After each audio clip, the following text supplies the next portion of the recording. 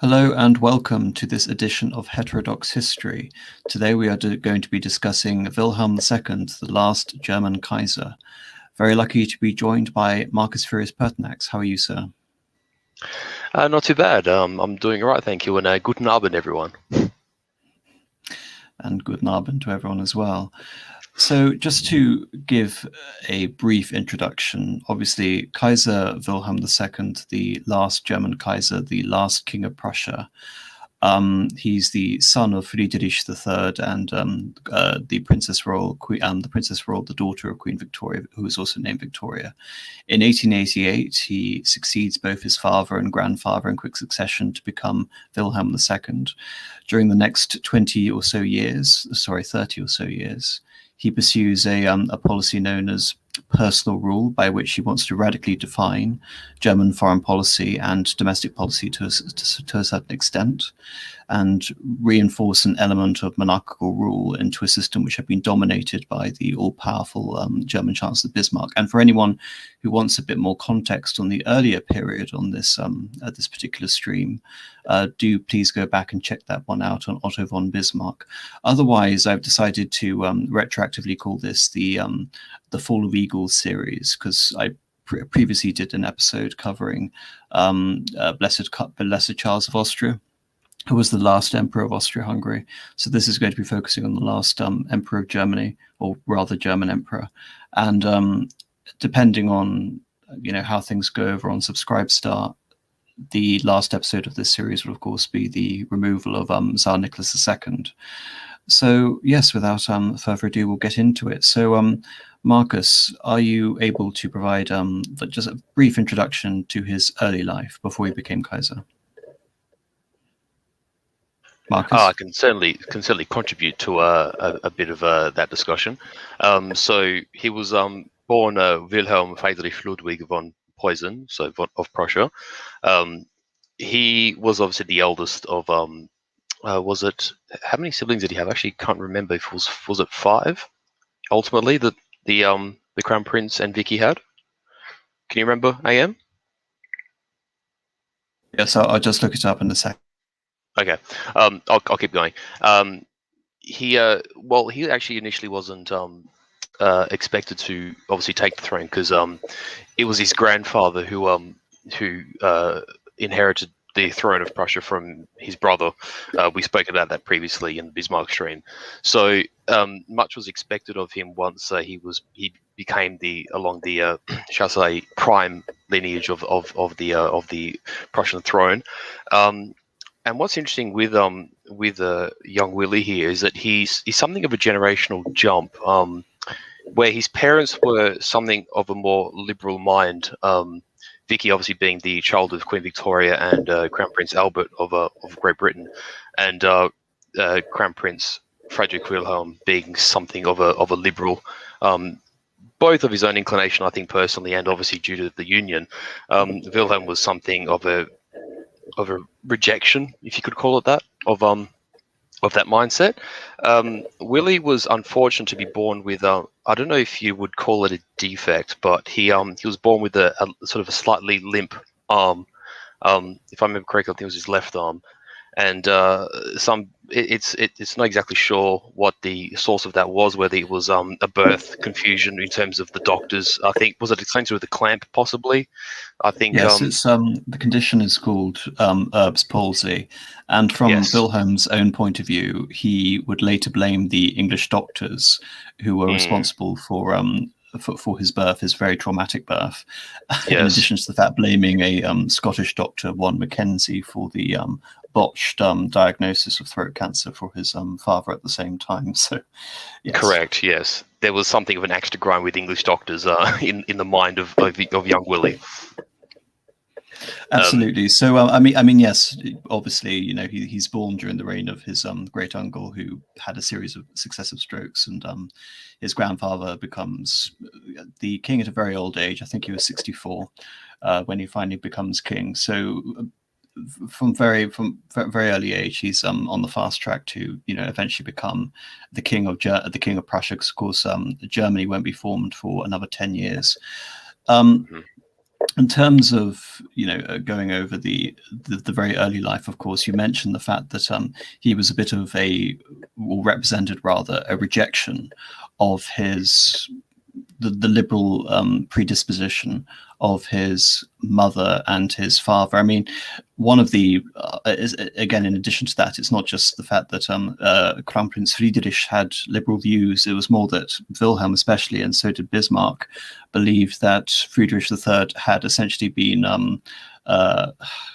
I hate to use the vulgar contemporary term, pussy-whipped by his young English bride Victoria, who had inherited all of the. Shall we say he was swayed by his consort? Swayed by his consort is the more diplomatic way of referring to that, yes. But I think Bismarck, when regarding this, had no sort of diplomatic grace. He believed Victoria was a traitor and a security risk. And as a result of it, and the actions, the liberal pronouncements of Crown Prince Friedrich, he had been sidelined from all political activity. And so Wilhelm, from a very early age, becomes part of this, because, of course, his youth is also corresponding with the rise of Otto von Bismarck.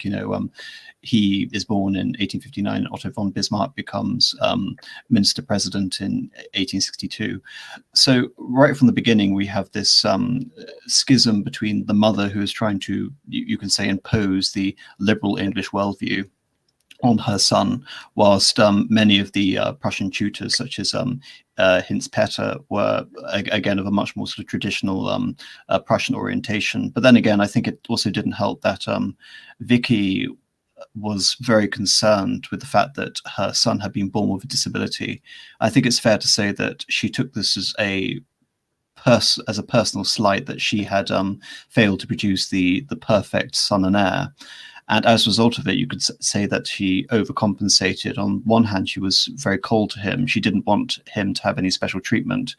And this is, exemplified when he was taught to ride, because, of course, if he were born today, there would be no chance that, considering he, couldn't use his left arm effectively, he would have been able to ride. But again, the entire notion of a Prussian king not being able to ride a horse was so, abhorrent to Vicky that she would insist that he go riding again and again and again. And obviously this provided to be quite a source of trauma, because he would routinely keep falling off his horse again and again and again. But, little additional things like that. And the fact that he was an avid hunter, and despite having this withered arm, he was able to master single arm, the single arm use of a hunting rifle, etc.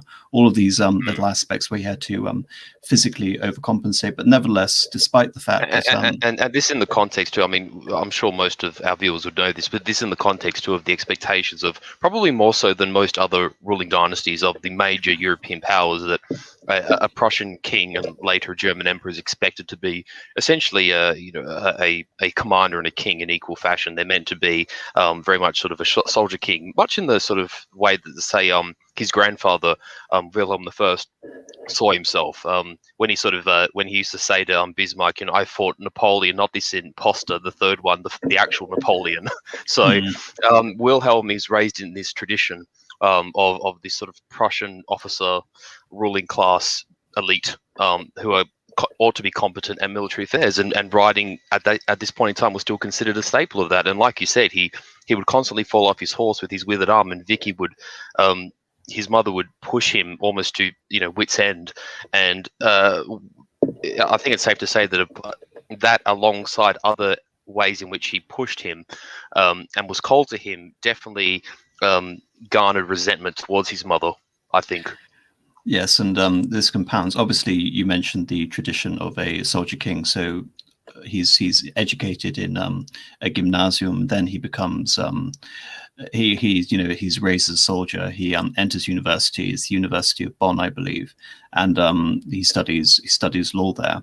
And I think this is interesting the fact that a lot of people tend to sort of berate his intelligence, but a lot of people were aware that he was an exceptionally gifted young man.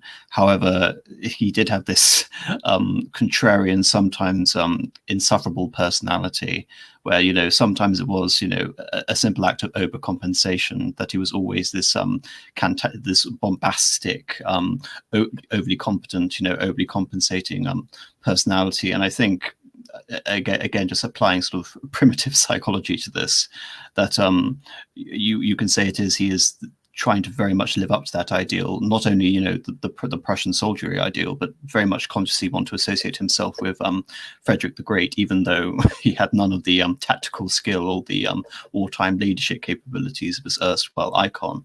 Nevertheless, that constant association was always there. I mean, this is also impacts his relationship with his father. On the one hand, Crown Prince Friedrich is a hero of the German Wars of Unification. And yet, on the other hand, he has, again, basically been controlled by his wife to adopt these, what Wilhelm definitely considered by his early 20s, these frankly anti-Prussian views. And so, as a result, there is this distance between him and his father, but not nearly as pronounced as, say, as that of Crown Prince Friedrich and his own father, or Friedrich the Great himself and his own father, which of course resulted in the death of von Katter. There's a long history of Prussian father and son, vicious relationships there, but generational animosities between father and sons. Yes, absolutely. Just on that basis, because I want to fit this in now, just because if we skip past it, it's not going to be relevant time-wise. One of the interesting things is that when Vicky, I can't remember if it's before or after Wilhelm is born, and the stream is not about Bismarck, so I don't want to harp on about it, but it's just an interesting exchange, because we are going to talk about Vicky a little bit throughout the stream, and when she mentions that, you know, she's the first child's coming along, was just being born, and there's sort of there's a part of the palace which will be, you know, a bit of a playground for this burgeoning family that they've had. I think it must be after Wilhelm, because I think it's the arrival of the second and third children. Bismarck very cheekily quips to her that, oh, so this family that you're going to raise in the English manner, and she's rather offended at the notion that, you know, Bismarck would possibly out her as a traitor in the court, and she goes, no, I'm a proud Prussian, Herr von Bismarck, you know, and a very patriotic one, and you can kind of feel that Vicky herself, whether she's authentically aspiring to be Prussian or is using that as a face in order to not turn the court against her, but there's definitely this diametric sort of pull in opposition within, well, not only just Vicky herself, but also her marriage, you know, to the Crown Prince, of how much of this liberalism is English, and how much does it undermine this Prussian officer military tradition, and this sort of strategic necessity of Prussia to be a strong continental power, being surrounded by enemies. And this is a dynamic which has sort of torments the German mind for, you know, the best part of 300-400 years, and this is a part of that time period. Yes, exactly. And this is obviously, Bismarck is a fundamental component of this, because Bismarck uses Wilhelm quite conspicuously. By the time, you know, he's gone through his military preparations, he's, you know, become a lieutenant in the Foot Guards in Potsdam, and from that position, he's basically thrust into a political dynamic whereby he wants to assume this foreign policy role, and he is given that opportunity to go around and represent the German royal dynasty at various functions, beginning from, you know, 1884 onwards. You know, whether that be going to St. Petersburg, whether that be going to meet Franz Josef of Austria-Hungary, etc. He's constantly assuming the role which should have been his father, considering, you know, his father didn't even have throat cancer at this time, and he was still, you know, relatively young, in his late 40s, to mid 50s during the 1880s. So the idea that Bismarck was constantly grooming this younger prince who had been raised in the, you know, conventional Prussian military tradition, who despised the liberal and possibly, again, English views, well, not possibly, definitely English views of his mother.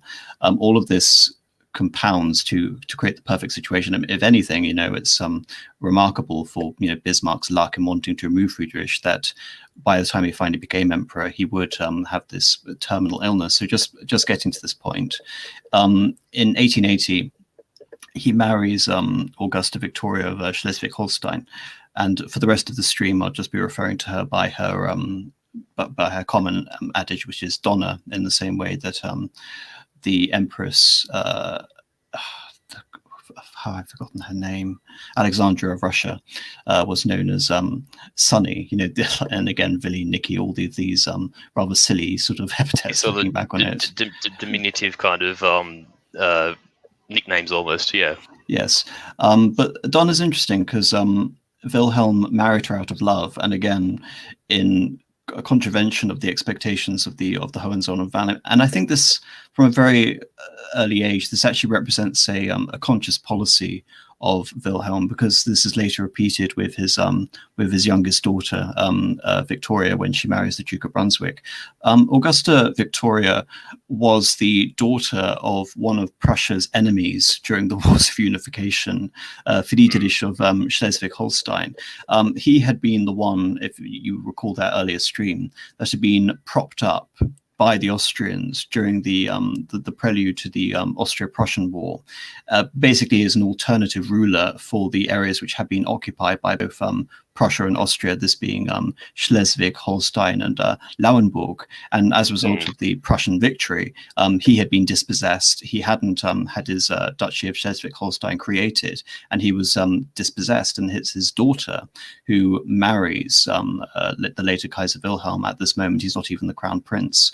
And I think this, again, it's from Bismarck's point of view, it's a stroke of genius, because it allows a lot of the old animosities created from the original war, because of all this, the rampant annexation and enlargement of Prussia at the expense of the other smaller German states.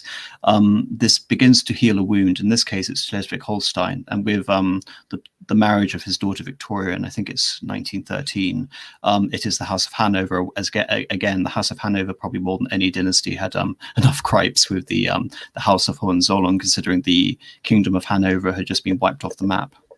Yeah, no, quite. And it's a bit of an insight too into Willie's rather Wilhelm's mindset, that contrary to what policies would have been like, policy isn't the right word. The way in which the royalty did things in this time period and in preceding centuries. I mean, it's not to say that they didn't marry for love, but instances where it's a genuine action is few and far between. Yet, for all that we know, this seems to be a genuine case of it between Wilhelm and Donna, as we call her, and like you say, it's kind of indicative of his propensity, his knack for just being a contrarian. Like, of course, he's going to act against the 100 years of precedent, in order to follow his heart rather than his counsel, so to speak.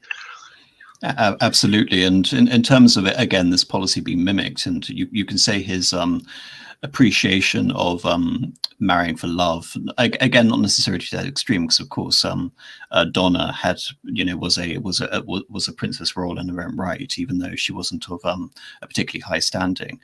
In that Wilhelm, who was of course the friend of the heir to the Austro-Hungarian throne, Franz Ferdinand, also approved of the marriage between him and Sophie Chotek, which of course was morganatic and had been thoroughly despised by Franz Josef. So again, this is quite a constant theme, and again, him almost performing this role of Cupid and intervening in all of these royal love matches. So, for example, his original love was the Princess Elizabeth of Hesse-Darmstadt, and for anyone who wonders, she would later marry a Russian Grand Duke and would become a nun and then be murdered by the Bolsheviks in 1918. Nevertheless, her younger sister, Alex, later Alexandra, Sunny, would marry Nicholas. So again, all of these interconnected families. The fact that the Kaiser is, of course, the grandson of Queen Victoria, making him the first cousin of the eventual King of England, George V, and of course through his Danish relatives, has some distant relation with Nicholas II as well. This again, this constant this association of Wilhelm as part of this European family as a result of all of these interconnected marriages, I think is very strong, and it's very strong to Wilhelm personally. I mean, one of the quotes that we have from him upon the outbreak of war is that if my grandmother were alive, obviously meaning Queen Victoria, she would never have allowed this. Yes, quite. I mean, it's often. I'm sure we've all seen memes pertaining to this. How sort of World War One was essentially a familial spat between the descendants of Queen Victoria, Hmm. and So greatly emphasised with the whole Nicky Willie affair with the letters. Which is never ceases to amuse me. yes, and we'll get into that. Sorry, I missed the picture. So here are some Okay, yes. quick pictures of the younger Nicky, of a painting of his mother and of his father, and of course his wife. Before we get on to the year of three emperors, essentially. So this is and that center photo of him as a student. He would often do that with his left arm. That's how he sort of would keep it concealed. He'd assume that posture and fold that left arm, usually behind his waist. If you see a photo of Wilhelm in full body, that's generally how he poses for that reason. Absolutely, and do check that out whenever you see a painting or a photo. So getting to the year of the three emperors. So Marcus, would you like to describe what happened here? So Kaiser Wilhelm, who would become Wilhelm I of Germany. Can you remember what number he is in the Prussian? He's just Wilhelm I. I mean, just to go all the way back from the beginning. There are three Friedrich. There are four Friedrich Wilhelms, and there are two Wilhelms. Okay. Yeah. So anyway, we're talking about obviously Wilhelm I of Germany as emperors of Germany. He actually lives to a very, very ripe old age of 91, if I'm not mistaken. He doesn't rule as long as Victoria, but he's certainly the oldest monarch, and would have to still rank amongst the oldest one of the oldest monarchs have lived to such an advanced age. But he basically starts failing through the 10 years following the Franco-Prussian War from 1871. Like you got to consider he's in his 80s when that war happens, and that the next few years is quite hard on him, and eventually he does start to fail in the that's how Bismarck would describe it. And there's a it's interesting you call this stream actually Fall of Eagles, because I don't know if you knew this, Apostolic, but there's actually a series done by the BBC. Oh yes, I am aware of this. So I wasn't I wasn't going to try and out you, but I do recognise quite a lot of the quotes you're making from that series. But nevertheless, for people who are watching, I mean, it's excellent. That's fine. It's excellent. If you want a historically accurate period drama, this is in the 1970s, which contains a lot of verbatim historical quotes, which you can use and reliably use. Then, even though, of course, there are some revisions and there are some time alterations, do go back and watch that. But yes, the Fall of Eagles is a conscious association with that idea and with that long forgotten TV series back in the 1970s. It was made at a time where those people in that industry cared about authenticity, and it's actually interesting. I think the second, third episode, which revolve around this period, are actually extremely good. I will forever love Kurt Jürgens' display performance as Bismarck. But anyway, that's an aside. What I was meant to say was that I did raise that show for a reason.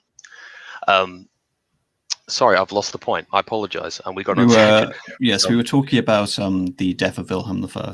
Yeah, that's right. I just can't think of the exact point I was going to make. But nevertheless, he's. Oh no, that's right. I remember now. He in the show he has an exchange with Victoria about how the old emperor is failing, and the Kaiser is dying, and how the young crown prince with his throat cancer is failing, and that he worries for Germany because young Prince Wilhelm is still too headstrong, and it's actually one of the very, very few points that Vicky and Bismarck actually agree on. And I just think it's an interesting thing, because even if that's not factual, I guess we'll never exactly know if that exchange took place, but I'd like to think that something like that might have been said between them, because the characterization of the three people in question are exact. That the old Kaiser is simply, he's dying. He's not for all intents and purposes, is not managing the country, and his son, because I actually can't remember the exact death of the old Kaiser. You might have to help me on March 1888. Yeah, 9th of March 1988, and then the Crown Prince becomes Emperor Friedrich Wilhelm, and he only rules for 99 days. Friedrich III.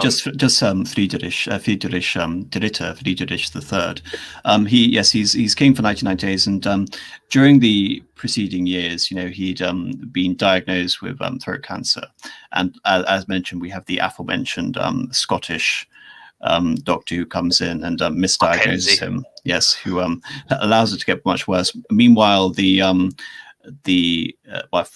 the later Wilhelm II, has been attending lessons in the Foreign Office, whilst his own father had been banned from this process. So already he's been groomed to assume this position, assuming the emperor's dying. And of course, you'll recognize from that series as well that Wilhelm is very insistent on basically that his father's going to die soon, and earnestly making preparations right from the get-go about how he would present himself, what sort of dress I should make. And Bismarck, of course, believes this is ridiculous and shuts him down and orders him to burn all of this stuff. Nevertheless, he only reigns his father Friedrich III for 99 days, and the attempts, the conception again by both Victoria and Friedrich would be that, kind of like Victoria and Albert, they would rule together. Of course, she had been preparing for this for decades at this point, and in the end, she didn't achieve it at all. She tried to assert the idea that she would be regent, and of course, this was flatly rejected again. The only sort of time that a woman in Prussian history had exercised comparable power was probably during the reign of Queen Louise of Mecklenburg-Strelitz, who was the wife of Friedrich Wilhelm III, who was probably one of the most inept kings of Prussia, who ruled during the Napoleonic Wars, but was luckily aided by von Stein and yes. So obviously that's going on a different tangent. No, but that's quite a good point, because the thing is, at that point in time, I mean, from a military perspective, yes, you would have had men such as Blücher and Scharnhorst and Gneisenau, who were around to support the regime at the time.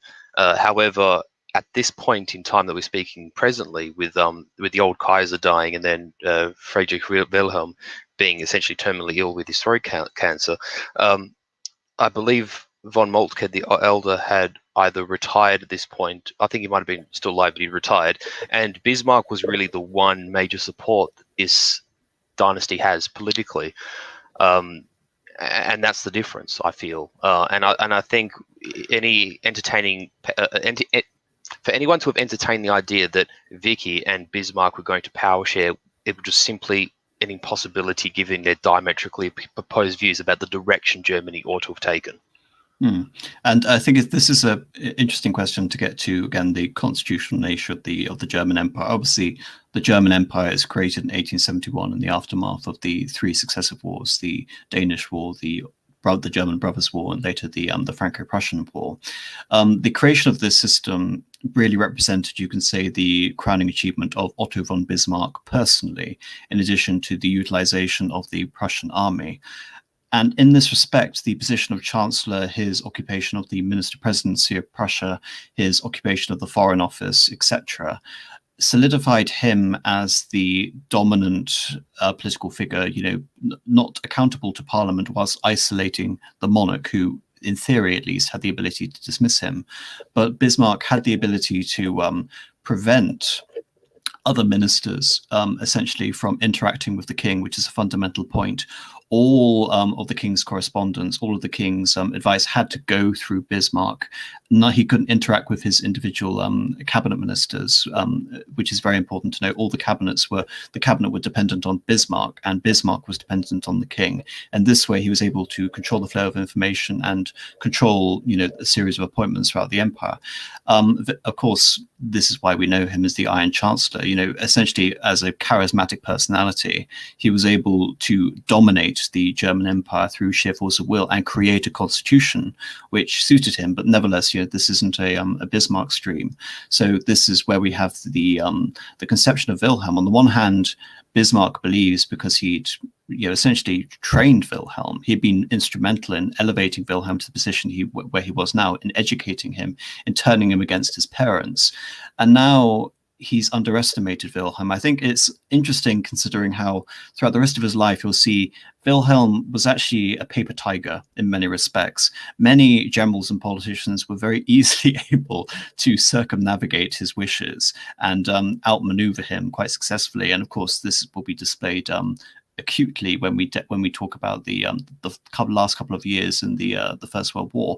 However, of all the ministers who underestimates Wilhelm, who isn't able to control him, it's Otto von Bismarck, by far the most capable of all of them, which is rather ironic. And this is where we see a long division with Bismarck, even though, I mean, in many respects, they're on the same side. They're both ardent monarchists. They both believe in status solutions. Nevertheless, Bismarck... You might say their worldviews are rather similar. Yes, they are rather similar, but it comes down to little features. So, for example, Wilhelm from the very beginning is obsessed with naval history, and I believe he read what book was it? Just give me a second. Yes, it was the what book was it? It was a book on the effects of like naval combat and war, and the history of warfare. I can't remember who wrote it. Just give me a second. It'll come to me eventually. Do you want me to read that quote while you find that thing? Yeah, sure. Okay. No, the guys. Stream. I have a bit of a quote here. You might recall that I did quote from Bismarck's biography by Volker Ulrich last stream, and of course the last couple of chapters involve Kaiser Wilhelm, because this is where the bridge is built between the Iron Chancellor and the new Kaiser. So I'll just read this excerpt whilst Apostoli finds that the title of that book. So bear with me for a moment. They say in the book here, a few months later, on 9th of March 1888, the long-expected event occurred. Kaiser Wilhelm I died at the age of almost 91, and Crown Prince Friedrich Wilhelm ascended to the throne as Friedrich III. Bismarck had made preparations for this moment in order to make himself indispensable, and a change in the direction of domestic policy impossible. But if the Crown Prince ever thought of setting a truly different course, in the direction of a liberal parliamentary system on English lines, he had no such opportunity to do so. By the time he was finally able to succeed to the throne, he was already mortally ill and reigned for only 99 days.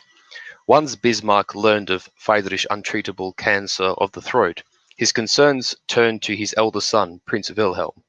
Though he certainly could not be suspected of having liberal tendencies, he was unmistakably a member of a new, thrusting generation of grandsons, to whom the comparatively aged founder of the Reich must seem almost a prehistoric figure. Even before ascending the throne, Wilhelm made it clear that he wanted to take the reins of power into his own hands, unlike his grandfather. Bismarck's impression, for his part, that the young master was still very immature, rather headstrong, and insufficiently prepared for his high office was already confirmed in his eyes by the end of 1887. He complained to a visitor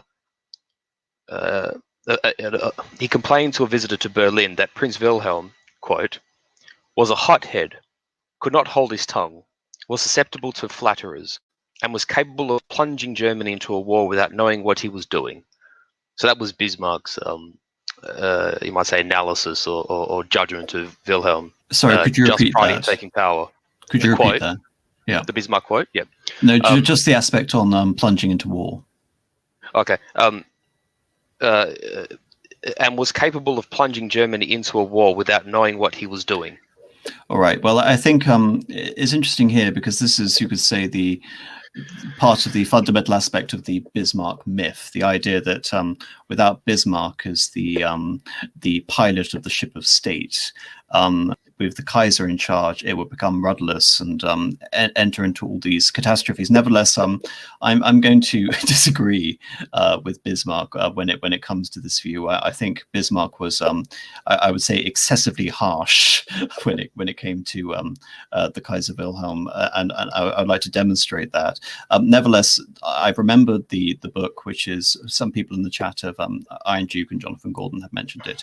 It's Admiral Alfred Tyer's Hans the influence of sea power upon history, which is the fundamental for understanding his entire conception of Germany's place as a world power as opposed to a European power as Bismarck would have it. And of course, as we discussed on our Bismarck stream, the majority of German colonial possessions were acquired around the year 1884, 1885.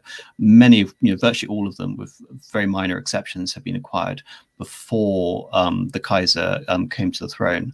Nevertheless, they were, in terms of the empires, the colonial empires at the time. I'll bring up a map in short order. France or Britain or even the Netherlands. It was of no comparison. And after the 1898 war with Spain, America takes over the Philippines and temporarily creates a protectorate in Cuba and takes over Puerto Rico. So even America is beginning to angle in on the colonial sphere at the same time. So this idea that would be the enforcement of their Monroe Doctrine, of course. So this idea that, again, Bismarck hated the idea of focusing on colonial policy as opposed to European policy, because he simply did not believe that Germany had anything really to exert there or to gain there. And of course, you're going to see from Wilhelm's point of view that he fundamentally disagreed, and this could be said to be the fundamental difference. However, in terms of the immediate break with Bismarck, just to say something in reference to Bismarck, he did himself emphasize that he saw colonial possessions as how could I put this, as an unnecessary burden upon Germany, because it would complicate its position upon the continent and with the major powers of Europe. To that end, he was probably correct. Yes, nevertheless, they were very popular. And this is, I think, something which Wilhelm recognizes and Bismarck doesn't, is that even though the colonies don't really, if anything, they do complicate matters, they are incredibly popular. And I think Wilhelm is conscious, again, of what is popular. And he tries, again, to emulate that. And I would say that also corresponds with his foreign policy perspectives as well. Very much the conceptions, and you can almost say the prejudices of the German people are, listened to sympathetically by Wilhelm, and he tries to adopt their concerns. Nevertheless, just getting back to the actual dismissal of Bismarck, in addition to the foreign policy disputes, going back to all the way to the Kulturkampf, as we mentioned, the anti-Catholic campaign by Bismarck had alienated many of the Hohenzollerns, who of course were more religiously tolerant, being Calvinist rulers over a Catholic and Lutheran state. However, when we get to the 1880s, we have the socialist laws, the anti-socialist laws, which progressively first give the carrot approach, which is establishing the beginning of Prussian socialism, and then trying to eradicate socialism by banning meetings, banning literature, and eventually trying to denaturalize them, even as going so far as to try and dispossess socialists of their property in a law proposed in 1890. And the Kaiser comes out in rejection of this. And when there's a strike in Westphalia in 1889, the Kaiser uses this as an opportunity to directly patronize this and try and create a continental network for monarchs associating with the ameliorating the conditions of the working classes. And of course, Bismarck believes that this is a fundamental undermining of his authority, all of which the State Departments responsible for doling out welfare are dependent on him. And this is the emperor trying to take a personal initiative, bypassing Bismarck completely, who recognizes this. And he, in many ways, is able to successfully stall it. But the legacy of this is that, Wilhelm will be able to introduce a workers' law, after Bismarck goes. I think this is also another point, that Wilhelm is incredibly conscious that he is a executive ruler. He is an emperor. He is an active monarch. He is not a passive constitutional monarch. He believes that his ministers, his generals, and later his admiral should be dependent on him, and there should be no other, fundamental source of sovereignty or power other than that which consults with the emperor or appeals to the emperor but doesn't overrule the emperor. In this case, it's the Reichstag. The Reichstag, which was consciously created as basically Bismarck's attempt to bring the masses over, alienate Austria and create some sort of pan-German identity, whilst actually sidelining it and ensuring the major sort of political decisions, still are retained by the Kaiser. Nevertheless, one of the last acts by Bismarck, when we have the collapse of his coalition majority, is to try and form a new coalition with the head of the Centre Party, Ludwig von Windthorst. And the fact that Bismarck went behind the back of the emperor, and the liberal nationalists. yes, the national liberals, rather. Yeah. Well, the National Liberals, the various myriad monarchist parties, and the Centre Party are all of them are united, in the socialist law, the anti-socialist laws. It's just a matter of the severity. Nevertheless, when we get to Wilhelm sees this as Bismarck as a last-ditch attempt, actually trying to use a parliamentary majority to rule despite the Kaiser. And of course, for the Kaiser, this is seen as the ultimate betrayal, the ultimate fiasco. This causes, the debacle whereby, he attends Bismarck's estate, dresses him down, and then dismisses him. And then Bismarck will, after the fact, write this this vicious letter of resignation, which is only published, after Bismarck's death. So it's a very acrimonious break with Bismarck. And of course, Bismarck will spend the next 8 years bemoaning the fact that, in his view, the Kaiser is so incompetent. And again, evoking the idea, the conscious association is that, Jena happened only 20 years after the death of Frederick the Great. In this view, he believes another Jena is going to befall the German Empire. In this case, he's correct, though I don't believe he's correct quite in the way that he entailed, but he is correct in the literal sense that the German Empire will collapse. I have a quote from Windthorst, if you'd like to hear it, pertaining to this this episode, because I this isn't about Bismarck, so I obviously don't want to hark on about it, but there's a nice little quip here if you want to hear it. Sure, go ahead. At the time when Bismarck was essentially juggling his options with which to retain power and was striving to form a new majority of the parliament, he consulted, in the book it says here, he sounded out his former bosom enemy, Ludwig Windthorst, the leader of the Centre Party, on the possibility of forming a new parliamentary majority based on a conservative clerical alliance. Immediately after the discussion, Windthorst said, "I have come from the political deathbed of a great man." And that's all that he said, basically implying that, Bismarck was a titan, but even this titan had been felled. And I think that's a very appropriate comment. The writing was on the wall, and of course, as we discussed last time, the political secretary at the Foreign Office, von Holstein, and the Kaiser's best friend, Prince von Eulenburg, are all part of this conspiracy against Bismarck, whereby they are basically advocating they can rule, in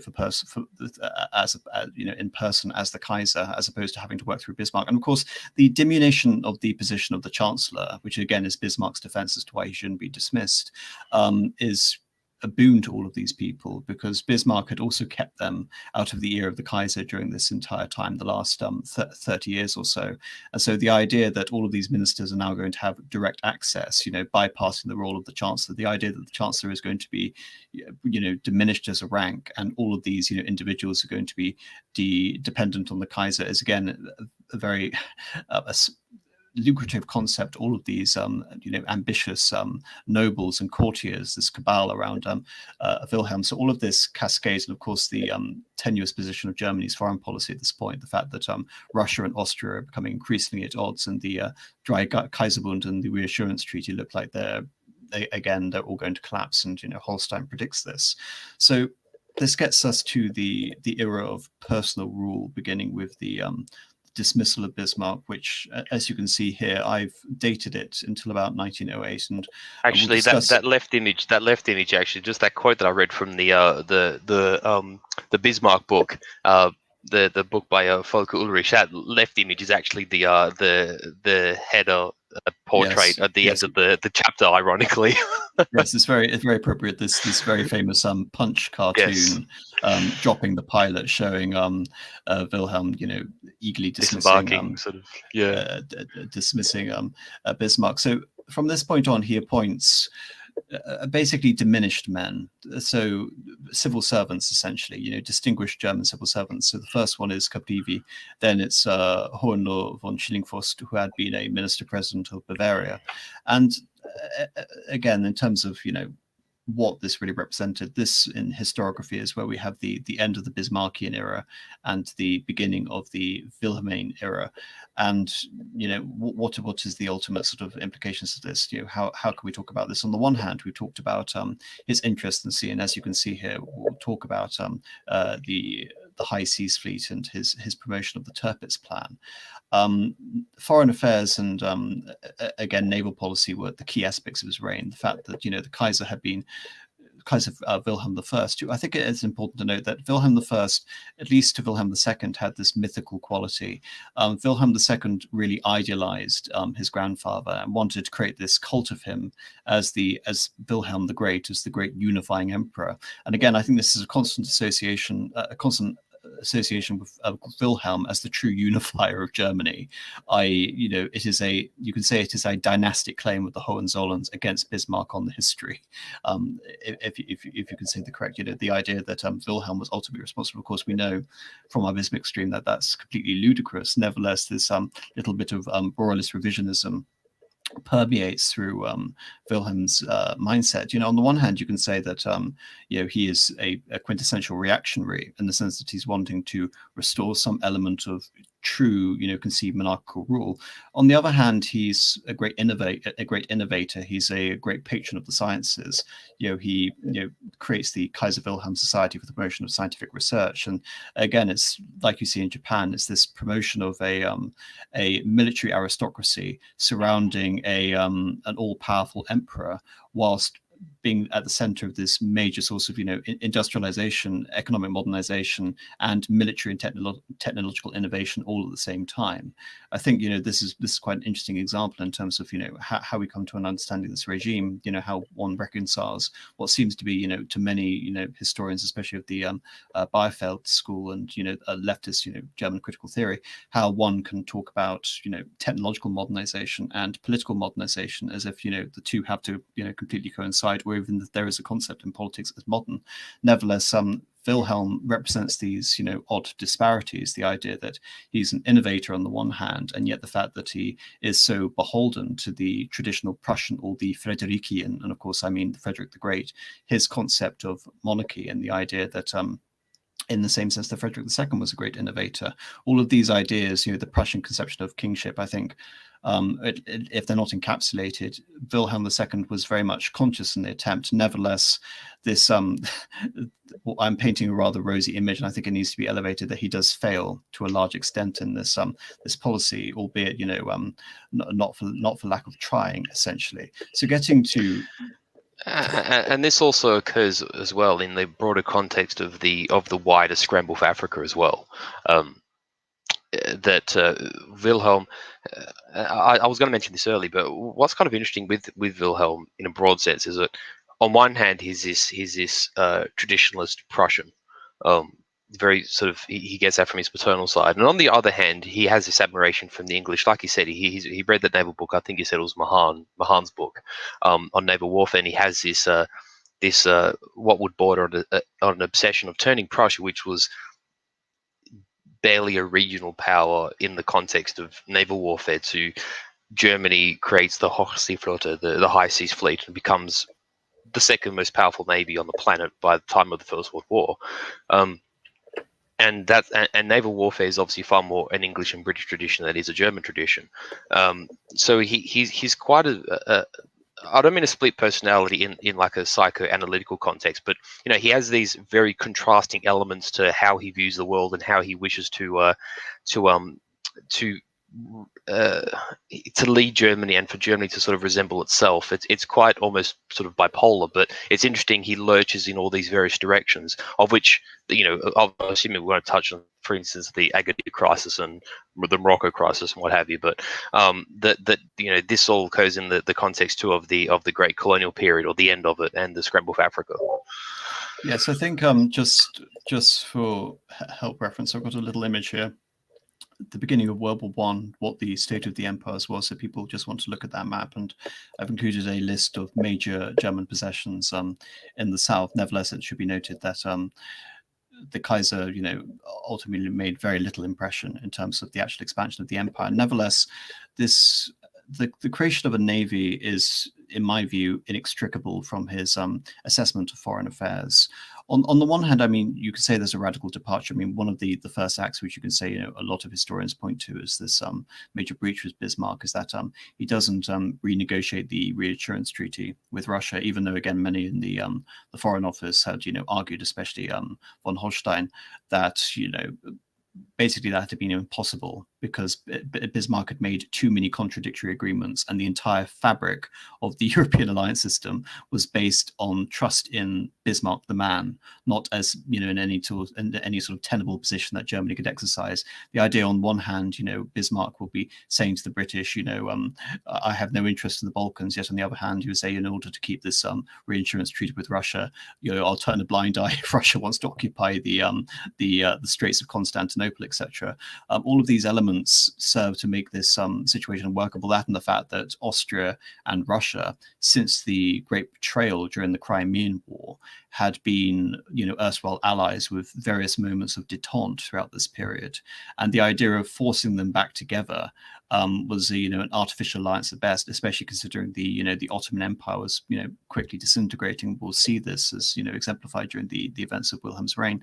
But as you can see here, we have, possessions in West Africa, modern-day Cameroon, modern-day Namibia, modern-day Tanzania, Burundi, Rwanda, a small section of New Guinea, islands in the Polynesian. I think it also needs to be emphasized, concessions in China at the same time, particularly around the Shandong Peninsula, just here, which is, strategically, it's quite crucial because it's just opposite the Liaoning Peninsula, which is the center of Japanese and Russian interests. So all of these powers and it's the sort of essentially controls the inlet to that northern part of the Yellow Sea. If you sort of see, as you said, you have the Shandong Peninsula, and north of that you have what was historically the city of Dalian, which was sort of a major trade pathway, into the Korean Peninsula, into sort of the northern part of China. So essentially, Tsingtao for a time was essentially functioned as Germany's Hong Kong in a way. Yes, precisely. I think that should be noted. Germany wasn't unique in the fact that they had the concessions. Even Austria-Hungary had a concession in Tianjin, which was the port city, essentially, which linked the coast with Peking, of course, known in the European imagination at this time as Beijing, Peking, although Beijing is the appropriate term to describe the capital. And again, just what was the naval strategy? Well, Wilhelm wanted to create a blue water navy. That is a navy which is capable of exercising a global reach. And in this sense, he was following, first of all, it was the advice of his, what was his first Minister of the Navy, de Gault's, and then in 1896 and 1897, it is von Tirpitz. And Tirpitz conceives of the risk theory, or the Tirpitz plan, by which you have a strong, concentrated naval presence. And of course, from 1805, we have the British creation of the Dreadnought class ship, which basically outmodes, most of the pre-existing ships up to that point. And so this precipitates a naval race by which Germany can just focus on creating these new Dreadnought class ships. It loses this race. Britain is able to produce more. Nevertheless, Germany, as you say, arises as the second naval power.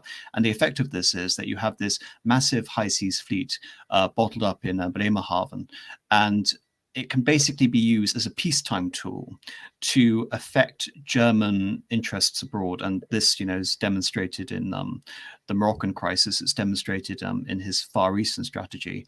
The idea that this was essentially kind of like the army was. It was a peacetime measure to effectively address Germany's lack of standing in colonial spheres. The fact that Germany could actually, advocate for a strong colonial position. But I think the fundamental flaw in this position is that, as you can see on this map, by the time 1888 to 1914, by the time that Wilhelm II becomes emperor, most of the map had been filled, with very minor exceptions. And what we see with the creation of the Entente Cordiale between England and France in 1904 is more a stabilization of this fact that Britain and France will be the principal colonial hegemons. They are recognizing each other's suzerainty over these various regions, such as French Indochina, French West Africa, British East Africa, and Germany, again, as Bismarck predicted, is actually just complicating these facts rather than acting as a genuine colonial player, even with the effect of the Tirpitz strategy.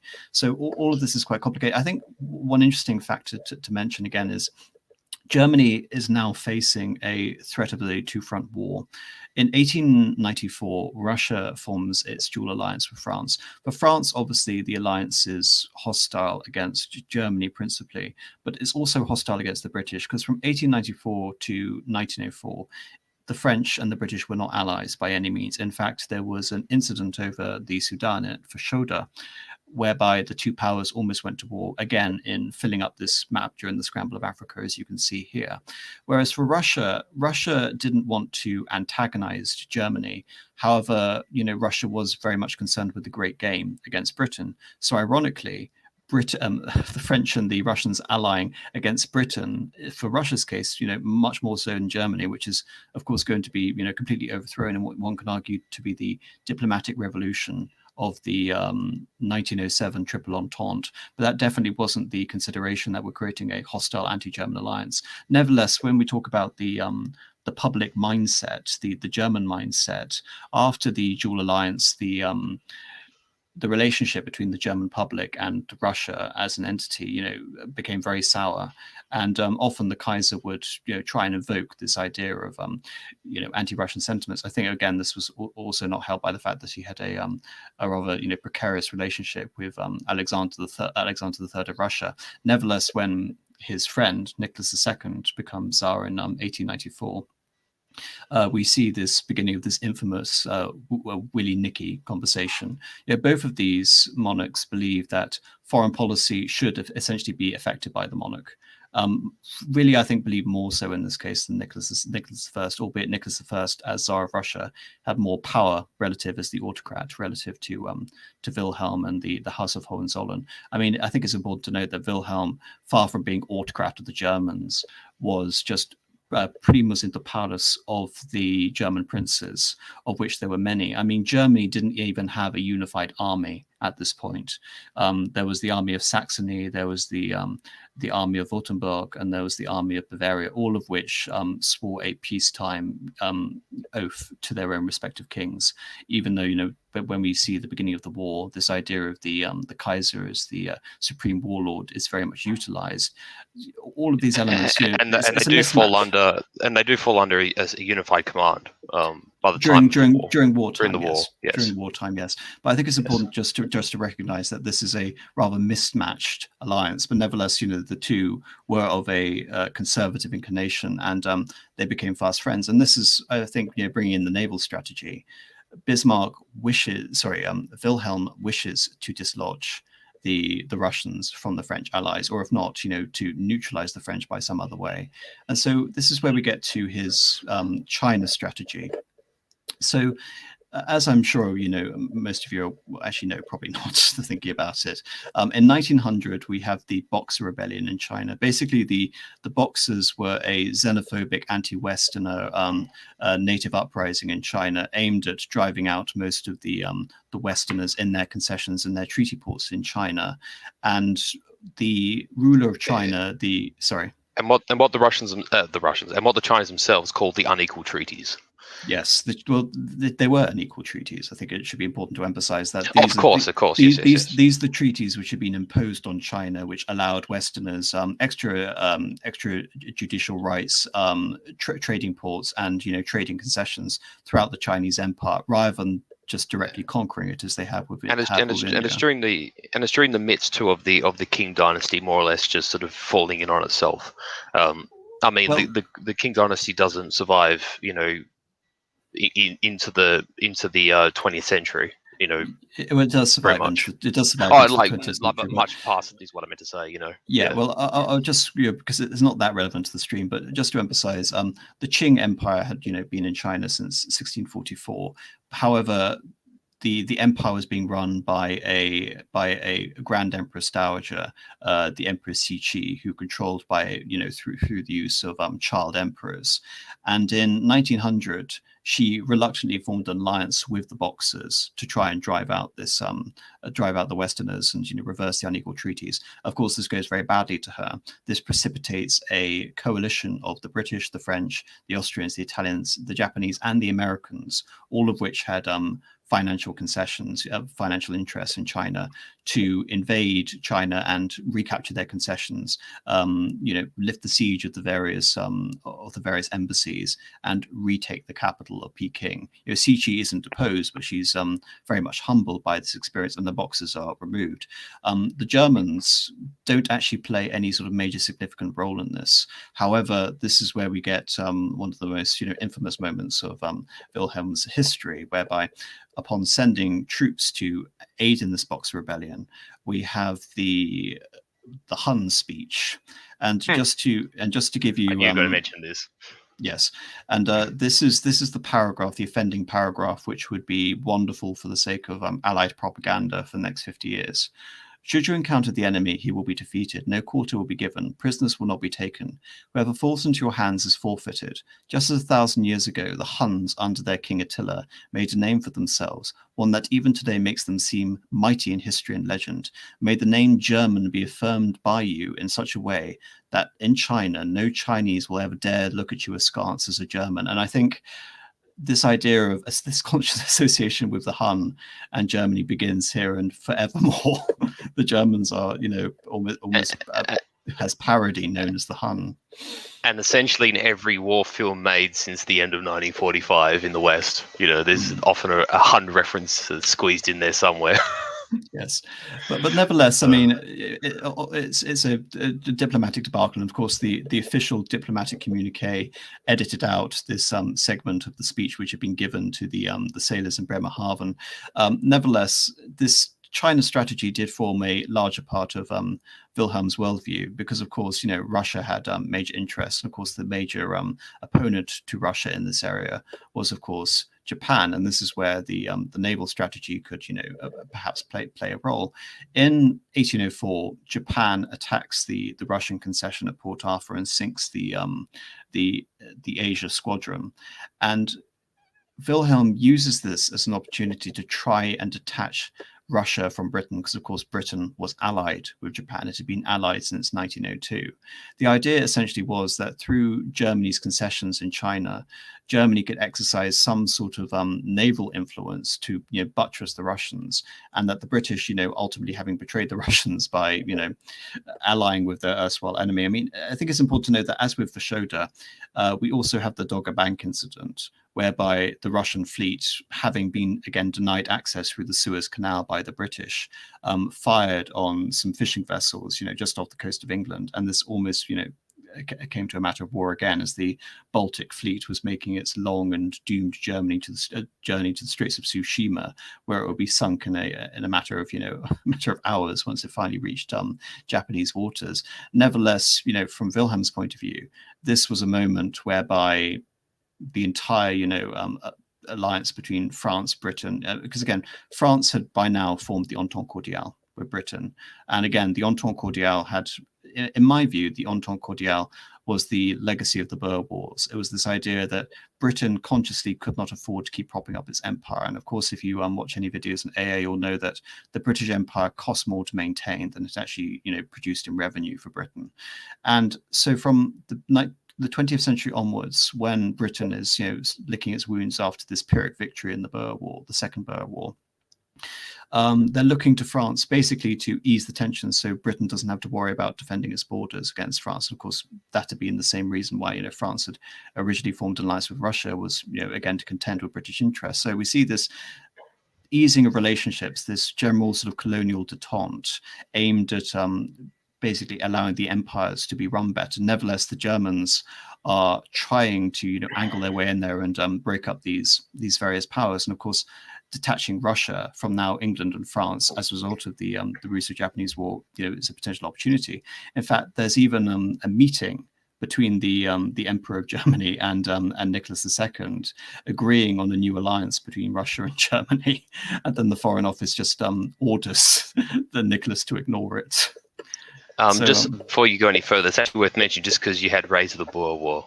I actually don't know if it mustn't have been you. It must have been somewhere else, because I posted something on Twitter about Break Morant a couple of weeks ago, and it made me think that Wilhelm had a pro-Boer policy as well, which sort of further antagonized English sensibilities.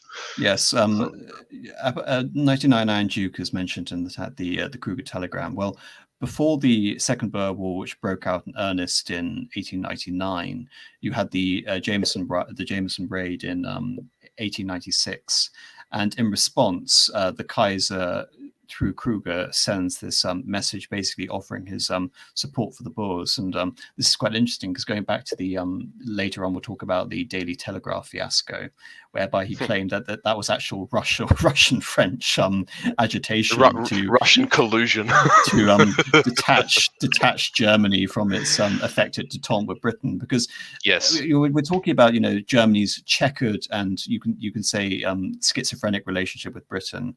At the one point, I think it's important to note that the Kaiser believed that Britain was, despite his, relationship with, his English doctors, his English mother, he loved Queen Victoria, and he wanted to effect some sort of natural harmony between, in his view, the Anglo-Saxon and the Germanic nations, but basically, ruling the world together. Nevertheless, Britain, as with Hitler later on in the Second World War, simply had very little strategic interest in doing so. Even if Germany is to create the massive high seas fleet and exert the Tirpitz plan, that is still not enough for Britain to rely on leaving its colonies relatively undefended, because it will provoke, of course, the ire of France. And as you can see on this map, France is a far more daunting prospect to the British possessions than the German possessions ever were. Of course, this also relates back to him believing that Germany could be a naval presence in the Far East again and supplant Japan as an ally for the British as well. So you have all of these complicated, you can say, which also angles into the Ottoman question a little bit later. But I'm sure we'll get that's more sort of relevant to Austria-Hungary, which we'll get onto with the Sarajevo crisis. But nevertheless, you can see that the Kaiser is imaginative if unsuccessful, and this, of course, is where we get to the Moroccan crisis. Just to sum up very quickly, because the details aren't that significant. The Sultan of Morocco had, been technically independent at this point. Nevertheless, the French surrounded this territory with a couple of Spanish concessions in in the south, in West Africa, and in the Al Rif concession. Nevertheless, the Kaiser uses this as an opportunity to try and prevent the French annexation of Morocco by affirming his support for a sovereign, free Morocco. So I think it's just an interesting note for those people who raise the point that the Kaiser was a delusional expansionist madman, that one of the claims of German expansionism was actually the defense of a sovereign nation against an imperial takeover by France. Nevertheless, the greater significance of this is that this has just taken place in the aftermath of the Entente Cordiale, and really what Wilhelm is trying to effect here is a test. How strong is this alliance? Will it basically survive this German intervention? Will Britain be forced to back down and side with Germany, or agree and bolster their alliance with France? Of course, it spectacularly backfires. And the British do decide to support the French, and this is going to create a cascade of you can say deepening investment, military investment between Britain and France, which will affect their decision. And that policy from Britain's end was strongly supported by both Grey and Lord Kitchener, and the king as well, King Edward the Seventh. It should be noted that Edward the Seventh also had a very tumultuous personal relationship with the Kaiser at this point as well. Having become king in 1901, of course, this would lead to another source of personal animosity, which will come about in the Telegraph affair. But now we're talking about the end of the era of personal rule, which we've been elucidating here.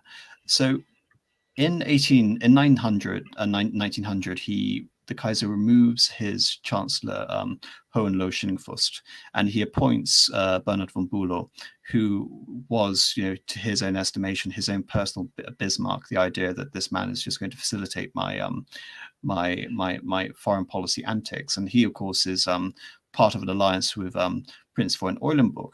However, both of these men, to a lot of the hardline imperialist German press, were considered tempering influences on the Kaiser. In particular, Eulenburg was very much, a proponent of rapprochement with France, Russia, and with Britain. And also, I think it's important to note that this represents a internal power struggle among the advisors of Wilhelm II himself. So Wilhelm II had been brought into a position where he could remove Bismarck because of these former allies of Bismarck turning against him. Von Bülow, of course, was one of them, but of course another one was von Holstein. Von Holstein believed that with Wilhelm as emperor, he could dominate German foreign policy. And of course, by 1900, he'd been pushed by the sidelines by Eulenburg and von Bülow. And now you have the idea that von Eulenburg, who is the closest confidant of the emperor, is in fact a homosexual. And so beginning, I think it's in 1902, Holstein leaks this information to a rather, unscrupulous German journalist known as Maximilian Harden. And this begins a long period whereby, from 1902 to 1909, really, not just von Eulenburg, but a series of German ministers, German generals, even Colonel von Moltke the Younger, who would be known as, referred to by Harden as Sweetie, would be sorry. no, it's fair. It's fair. Would be outed in the German press and removed from all subsequent positions of power and influence for the Kaiser. So basically, you can say that this is part of an elaborate internal coup to remove a large part of the coterie, the cartel of courtiers around the Kaiser, and replace them with fighting men. This effort fails. Nevertheless, it has a significant effect because many officers are blackmailed by Maximilian von Harden, and many of them actually commit suicide during this period as well. And then you have these scandalous pamphlets and even plays written about von Bülow personally, of course, who probably was definitely not gay, but because he was part of this cabal of Eulenburg and because he was the principal target of Holstein's displeasure, was targeted as part of this scheme as well. I mean, even when it came to the actual sort of tipping point with Holstein and Eulenburg, Holstein actually challenged Eulenburg to a duel over the issues of foreign policy. And when Eulenburg declined, that was the catalyst for Holstein, going to Harden and revealing all the information about this, his homosexuality. I mean, in terms of the confidence of the Kaiser and how much this shook him to the core, quite a lot of people started referring to the court of Kaiser Wilhelm II as the Liebensberg Round Table, or the Round Table of Love Mountain. So basically this coterie of I actually didn't know that. Yes, there you go. This coterie of homosexual knights of the Round Table and Arthurian legend, and of course this damaged the Kaiser, and I think it's fair to say that this had a major effect on his mental health afterwards, losing his ministers and having this excessive public scandal which implicated the Kaiser personally. And of course a lot of historians since the 1970s have been using the example that not only was Eulenburg gay and a large coterie of the German officer corps, the Guard, around the Kaiser, but that the Kaiser himself was gay. And if anything, you could say you can attribute World War I to the repressed antics of a closeted homosexual, as ridiculous as that sounds, but that is a genuine position. Oh gosh, it's a wild ride, isn't it? It's a wild ride. And on the rainbow Ferris wheel. Anyway, and if this isn't enough, we also have the Daily Telegraph affair, whereby Wilhelm has this interview with the Daily Telegraph in 1908. So this is just during, again, the height of the Hardenburg scandal. And this had been used as basically a diplomatic opportunity because after the Morocco crisis, after the Kruger telegram, after the the various antics, all of Wilhelm's attempts to woo Britain had massively backfired, and so he was this was seen as an attempt to try and win favor with the British public, as ill-fated as that was. However, this is a quote from this interview. "You English are mad, mad, mad as March hares. What has come over you that you are so completely given over to superstitions quite unworthy of a great nation? What more can I have done? I declared with all emphasis at my command in my speech to the Guildhall that my heart is set upon peace, and that it is one of my dearest wishes to live on the best terms with England. Have I ever been false to my word? Falsehood and prevarication are alien to my nature. My actions ought to speak for themselves, but you listen not to them, and you misinterpret them and distort them. That is a personal insult which I feel and resent." Obviously, that didn't have the effect of winning over the British public, but of course alienating them. And to make this worse, again we have the implication that I think it's probably fair to say more. I don't think that so much the people, but rather the press. Yes, And I then mean press British. I mean misconstrued it, you know? the British public. I mean, in terms of the German reaction to this, there was actually a reaction that kind of like we see today in America, that the Kaiser was actually mentally unfit to rule, and he should be deposed because of this blustering, whiny outlet to the Telegraph. And I think this also ends the career, it's fair to say, of Bernard von Bülow, because he had failed to edit the correspondence of this in diplomatic channels throughout the foreign ministry, and so the full unedited script went out and was read by journalists and obviously read by diplomatic circles throughout Europe. And of course, the idea that the Kaiser was fundamentally unhinged. And of course, compare that with in fairness, I think the Kaiser was correct. I think the Kaiser was trying to woo Britain. He was trying to form an amicable relationship, and he was doing it through the Tirpitz plan, and doing this through trying to detach France from Britain and from Russia. Nevertheless, it turns out to be a military disaster, a foreign policy disaster, and I think it's due to a fundamental false appraisal of Britain's dependency on France for its imperial strategy. And as a result of this, Wilhelm declines, and Wilhelm enters, you can say, a period of intermittent depression, which will affect the rest of his reign. So as you can see here, I've arguably the rest of his life, to be fair. Yes, I've termed 1908 as the end of the end of the personal rule, and then we have, again, dependent on other figures. So the first minister that comes in, of course, is Bethmann Holvick. But I think one important issue, which very important not to skip over, is you mentioned earlier the Turkish situation, and you mentioned I mentioned the Sarajevo crisis. Well. Oh, not the Sarajevo crisis, sorry, the Bosnian annexation. We've talked a lot about... That was 1908, correct? Yes. We talked quite a lot about, so this is all at the same time.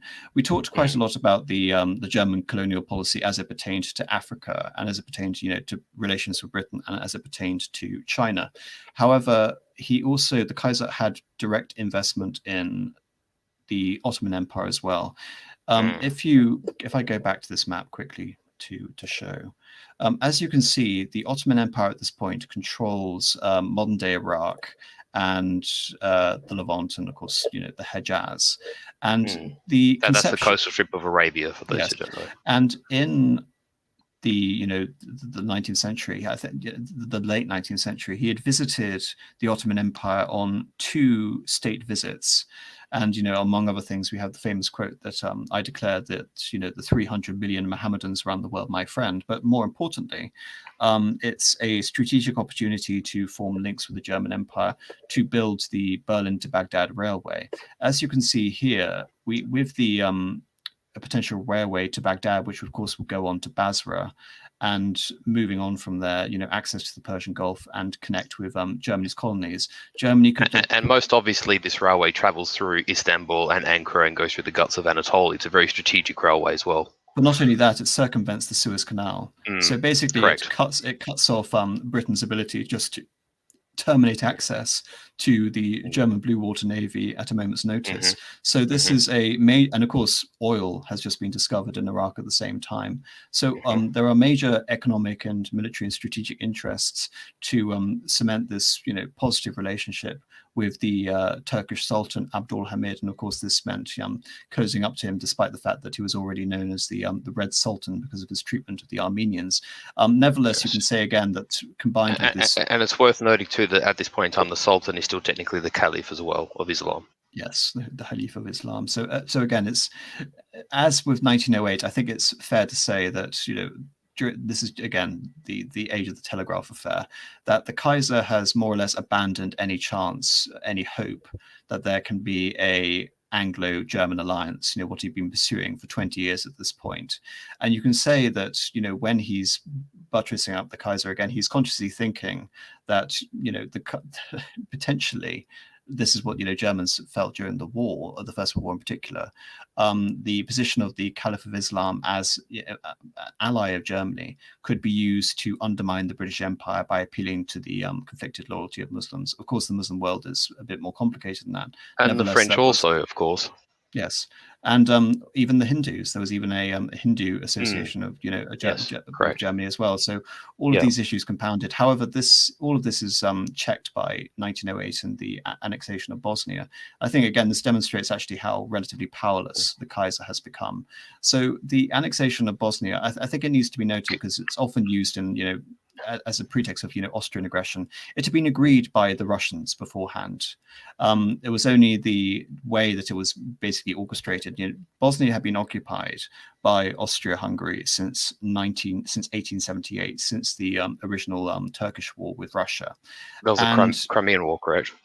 No, this as a result of?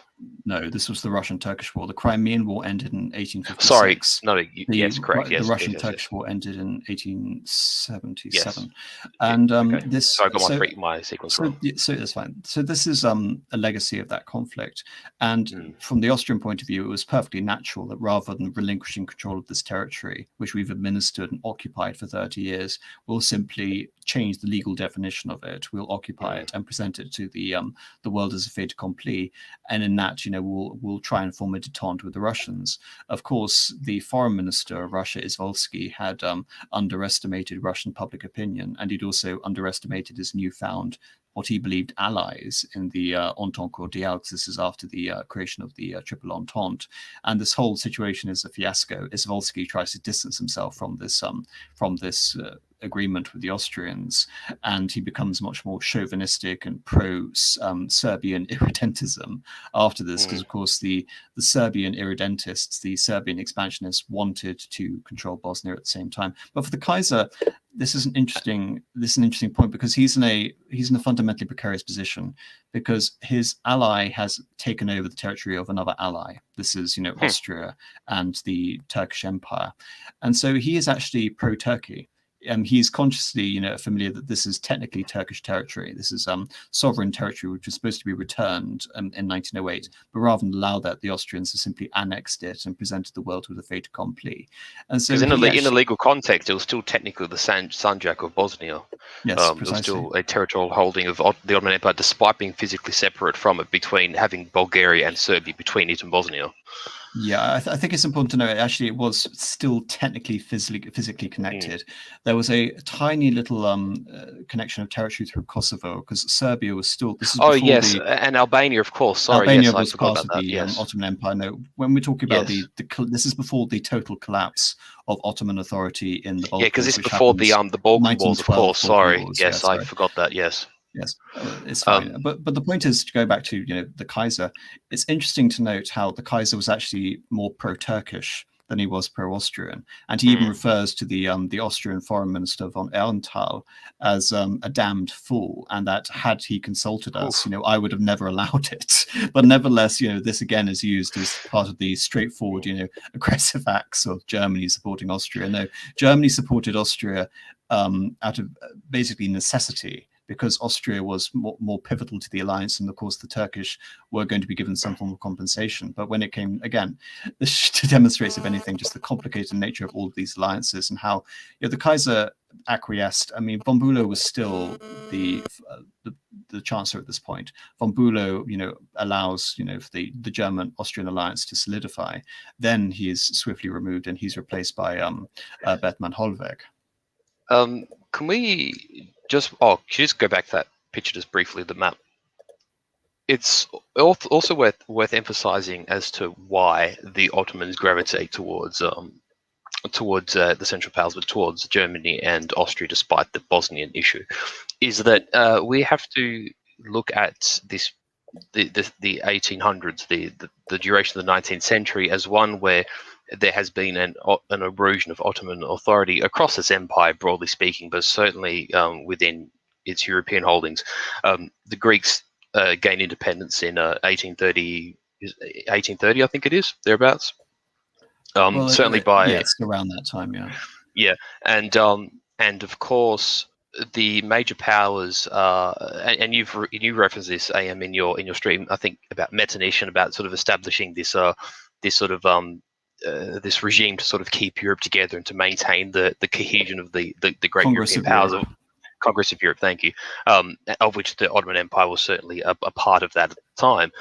But with the Greek Independence War, there was a great a wave of Hellenophilism in the West, particularly in France and in Britain. I mean, famously, Lord Byron was died at the battle or the siege of Missolonghi in I think that's in Epirus in Greece, and the British and the French are sort of forced to, in a way, support the Greek cause.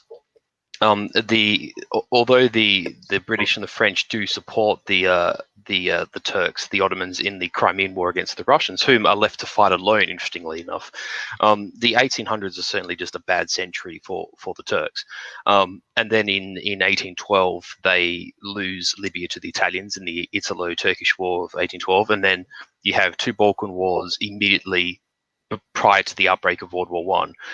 And in this case, even though much of the Turkish, certainly of its army, but also within its sort of cultural elite, were very much of a pro-British stance, but the British, with the exception of the Crimean War, had found itself in opposition to the Ottomans in its various independence movements and in many of the treaties that had been signed. For instance, the English in the aftermath of the Treaty of San Stefano.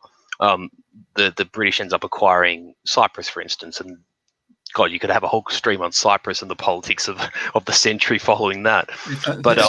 Sorry, just a quick correction. If I'm not correct, the Treaty of San Stefano is the preliminary treaty agreed between Russia and Turkey, and the Treaty of Berlin is the revision of that treaty, which gives all of these concessions to Britain. So technically, it's the Treaty of Berlin. Treaty of Berlin. Sorry, thank you. Yes, I had San Stefano on my mind, but yes, Treaty of Berlin. And so basically the Ottomans have been picked apart, and this supposedly stalwart ally of the British just is not supporting Turkish interests, Ottoman interests at all. So this is why I think ultimately certainly the Caliph, the ruling elite in the Ottomans, gravitate towards Germany. And I think that's a decisive aspect to Wilhelm's strategic outlook. On the approach to World War One, this is, I think, why the Ottomans become such a big factor in his thinking. And then, like you mentioned, there's the railway, the Berlin to Basra or Berlin to Baghdad that becomes Basra Railway.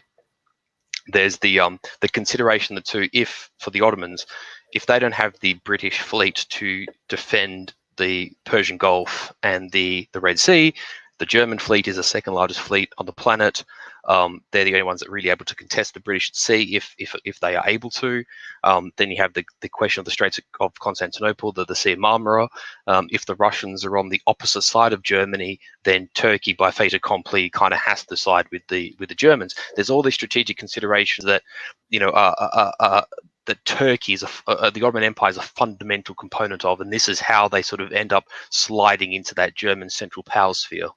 Yes, and within the grander political sphere, again, we mentioned all of these attempts to woo the Russians and woo the British, but by 1908, all of these attempts are basically abandoned, and the German military, for example, again, makes more earnest preparations for the very real possibility of a two-front war. Bethmann Holvick becomes the Chancellor in 1909, and again, like von Bülow, he acts as a moderating influence, and you'll see this is a potential, again, conflict of interest between the position of Chancellor and the army as we get to World War One. Getting to World War One, of course, we have the assassination of the Archduke Franz Ferdinand, and of course, Archduke Franz Ferdinand and Wilhelm had hunted together. Of course, Wilhelm had backed their wedding in opposition to Franz Joseph I. They were deep friends, and potentially, it's interesting to see how Europe would have, functioned, had, he not been assassinated, because of course Franz Ferdinand was the leading proponent of the peace party at the Belvedere Circle. Nevertheless, he is assassinated by a member of the Serbian Black Hand, and this causes a direct response from the Kaiser, whereby he wants the Austrians to attack Serbia, and it to be a quick victory before any of the great powers even know what happened. Of course, this doesn't happen. The Austrian political situation is fractured by all these different alliances between the Hungarian half of the empire and the Austrian half of the empire. The foreign minister Berchtold and the chief of staff, Comrade von Hötzendorf, arguing for war, whilst the minister-president of Hungary, Tisza, of course, advocating for peace. So it takes a very long time before we finally have the ultimatum which is sent, which escalates the July crisis. And then we have a day later, so this is the 23rd of July 1914.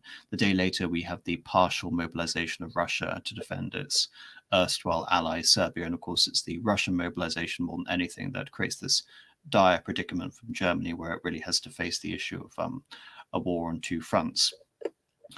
This is where we have you can say, the culmination of the Willy-Nicky relationship, because of course, Willy and Nicky are sending each other frantic messages and telegrams throughout this entire time, including a telegram just the day before the general mobilization is ordered in earnest by Sazonov, whereby the Emperor of Russia, Nicholas, actually agrees to demobilize the army. Of course, he's acquiesces to the will of his foreign minister Sazonov, with French backing from Poincaré, and basically that seals the fate of the war, because if Russia is allowed to mobilize unimpeded, even though the Tsar convinces himself that this is a preventative measure, all of Germany's political strategy is about this idea of encirclement and annihilation. So the idea that Russia could be allowed to mobilize unimpeded is a military impossibility for Germany. It can't happen. And the Germans actually have a phrase for this. They call it Vernichtungsgedanke, essentially a battle of annihilation. Yes, exactly. And this idea of annihilation is very present on the mind of Wilhelm I in particular.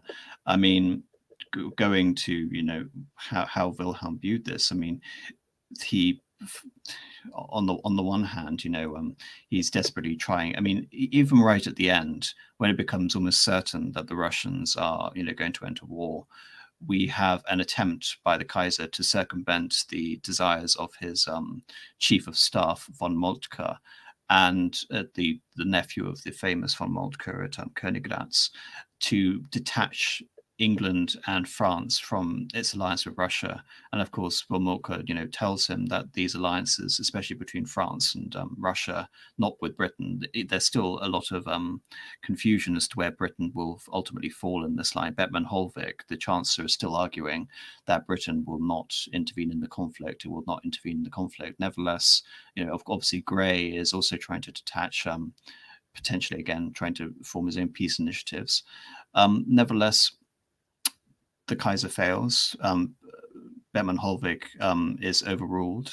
The chief of staff, who basically, you can say that this begins a long trend with the Kaiser, whereby in a position of utter necessity, he gives way to his technocratic military commanders. I mean, you see an incredible, you can say, back and forth in terms of his perceptions. I mean, he would famously say, "I did not want this war." He would say that continuously, become part of the German iconography and the propaganda.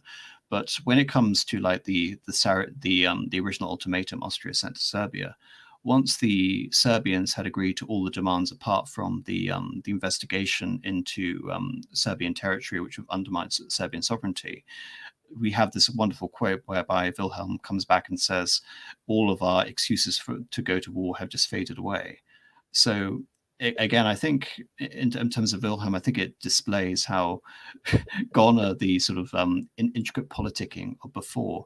And here we have a man who has fundamentally no longer got a grasp of events. And by this time, you know, the couple of days in July before the final declaration of war against Russia on August the 1st, it is the military are taking over the major decisions of Germany out of, as I've argued, a matter of military survival. And then, of course, the military preparations necessitate, through the Schlieffen Plan and later the Moltke Plan, to attack through Belgium due to the array of fortresses across the Alsace-Lorraine border. And of course, Bethmann Holvick, among many of the German commanders, believes that the British army simply does not, even if it does go to war, it simply does not have the capacity to... It was judged to be, it was judged to have been nothing more than a token force if it had appeared on the continent, which Yes. proved not to be true. And the idea that, you know, the guarantee of the independence of Belgium, which dated back to the founding of Belgium, the formal ratification of, you know, recognition of Belgium in 1839, this was referred to by Holweg as a scrap of paper. You know, the idea that Britain would use this as a pretext to go to war was, you know, utterly ridiculous to him, because unlike France and Russia, which had a formal military alliance, which relied, I mean, even in the French case, it was investing in Russian infrastructure to facilitate rapid mobilization, which of course the Russians mobilized far more rapidly than the Germans had expected.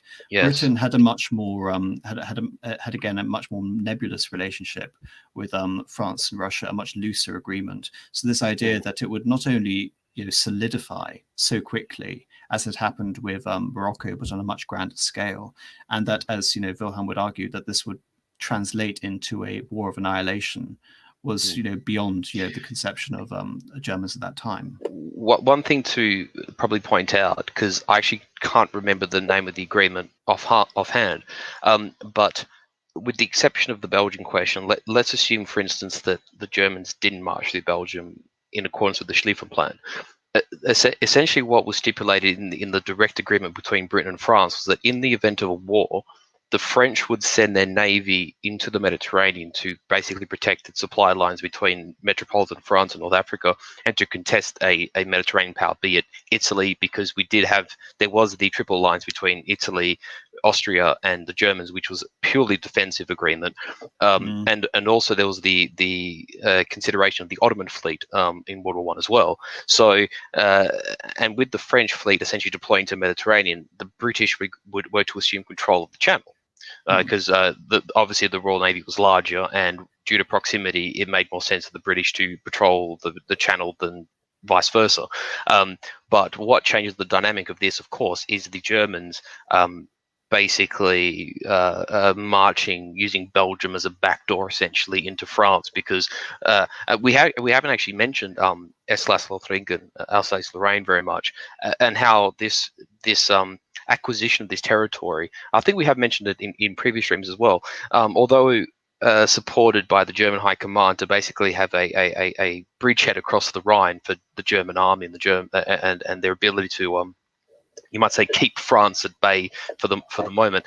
It was a central part of French revolutionism from 1871 onwards, and the French actually really their first military plan for World War I is a mass attack into Alsace-Lorraine, which is why the Schlieffen Plan was conceived of, to basically draw the French into the Alsace-Lorraine province towards the Rhine River, and then use that as the shoulder essentially for the counterpunch, in which the German army would swing through with what on the right flank of the Schlieffen Plan was 30 divisions, I think the plan was for on the far flank, to basically sweep past and encircle Paris. I mean, it was a very ambitious plan.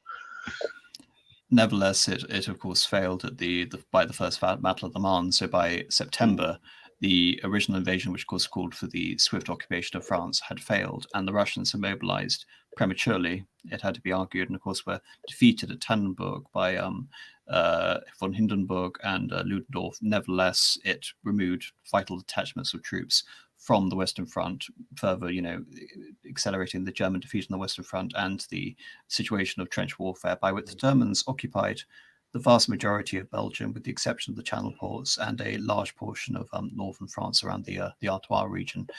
Nevertheless, this is where we have the collapse of the the Erste Oberste Heeresleitung, the first overall command. And this is important to note. Where does the Kaiser feature into all this? We already mentioned how von Moltke had basically sidelined him and also sidelined the Chancellor, Bethmann Holvick.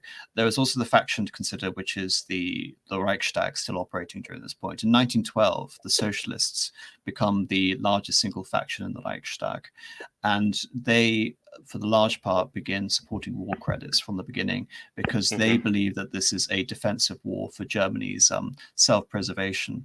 And so Bethmann Holvig prevaricates between two positions because he's very conscious about winning over the support of the Social Democrats. One is, of course, the September program, which is very much similar to, a German-led European Union called Mitteleuropa, whereby the Russians would lose token territories, namely Ukraine and the Baltic states and Poland, and the French would give over certain military concessions in the north, and Belgium would basically lose its independence to Germany. And then you have, of course, the other plan, which is also advocated by Bethmann Holvig, which is basically a plan with no annexations.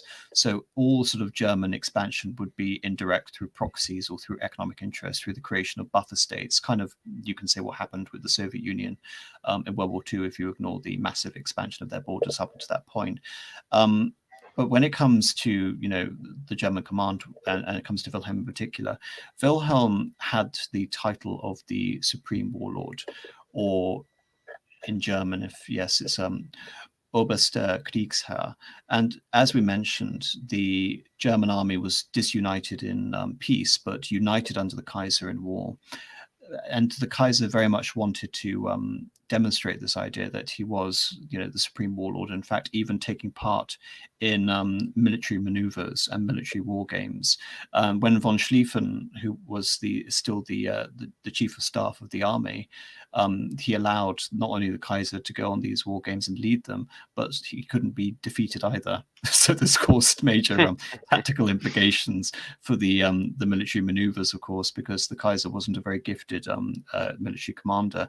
Nevertheless, when von Moltke becomes the chief of staff in 1906, he insists that the Kaiser desist from all of these ridiculous antics, and of course the Kaiser, in deference to von Moltke, actually does. But what's important to note about the structure of Germany at this time is that the position of the Chancellor has been diminished since Bismarck. We no longer have this all-controlling minister upon which all councillors of state are dependent on. Instead, you have all of these individual authorities who are dependent on the emperor personally. So with the army, you have several military commands who are directly responsible to the emperor. One of the most powerful ones, of course, becomes the chief of staff of the army over that of the official minister of war. When it comes to the navy, that's the same situation, whereby the naval ministers, again, are directly accountable to the Kaiser. So you have some boards, for example, the Naval Department, which have some oversight from the Reichstag, but ultimately all of these ministerial appointments are directly appointed to the Kaiser. And as a result, there is no combined military strategy throughout this time.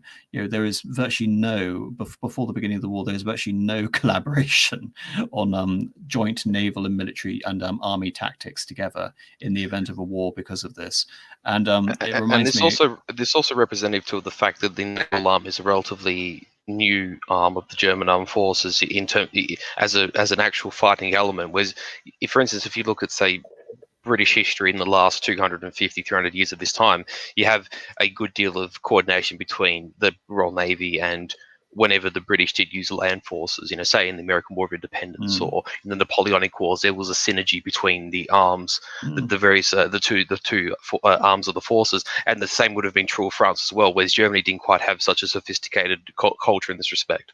It's important to emphasize that on the one hand, yes, that's true, and they hadn't fought a combined war before, but it was also the fact that the Kaiser wanted to retain his position as basically the link in the system, whereby all of these appointments were dependent on him, and therefore he could, at least in theory, hold on to this position where he was the supreme commander and he was the emperor, and there was no ultimate shadow authority which could detach from him. Nevertheless, despite that, very early on in the war, he basically concedes his operational power, his actual interference with everyday military decision making, unlike what Hitler would do after 1941. to his generals. He appoints the generals. He's ultimately responsible for the appointment of the Chancellor as well.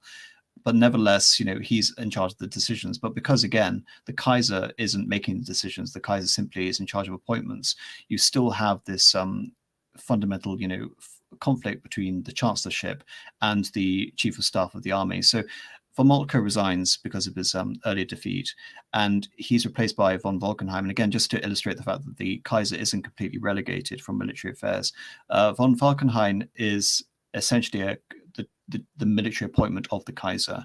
And it's because von Falkenhayn is a personal friend of the Kaiser, but also because he, unlike many of the other generals, this is one of the criticisms that the Kaiser will give over and over during the war, is that the generals don't tell me anything. Basically they consider me a security risk, so they won't give me any potential information. But with Falkenhayn, he respects the Kaiser. He is completely honest with the Kaiser. He gives him thorough reports, and for this, despite his rather limited capacity as a general, as who received much criticism from Ludendorff later, he is placed in the position as von Moltke's successor. And this is where we have the second supreme command under Falkenhayn.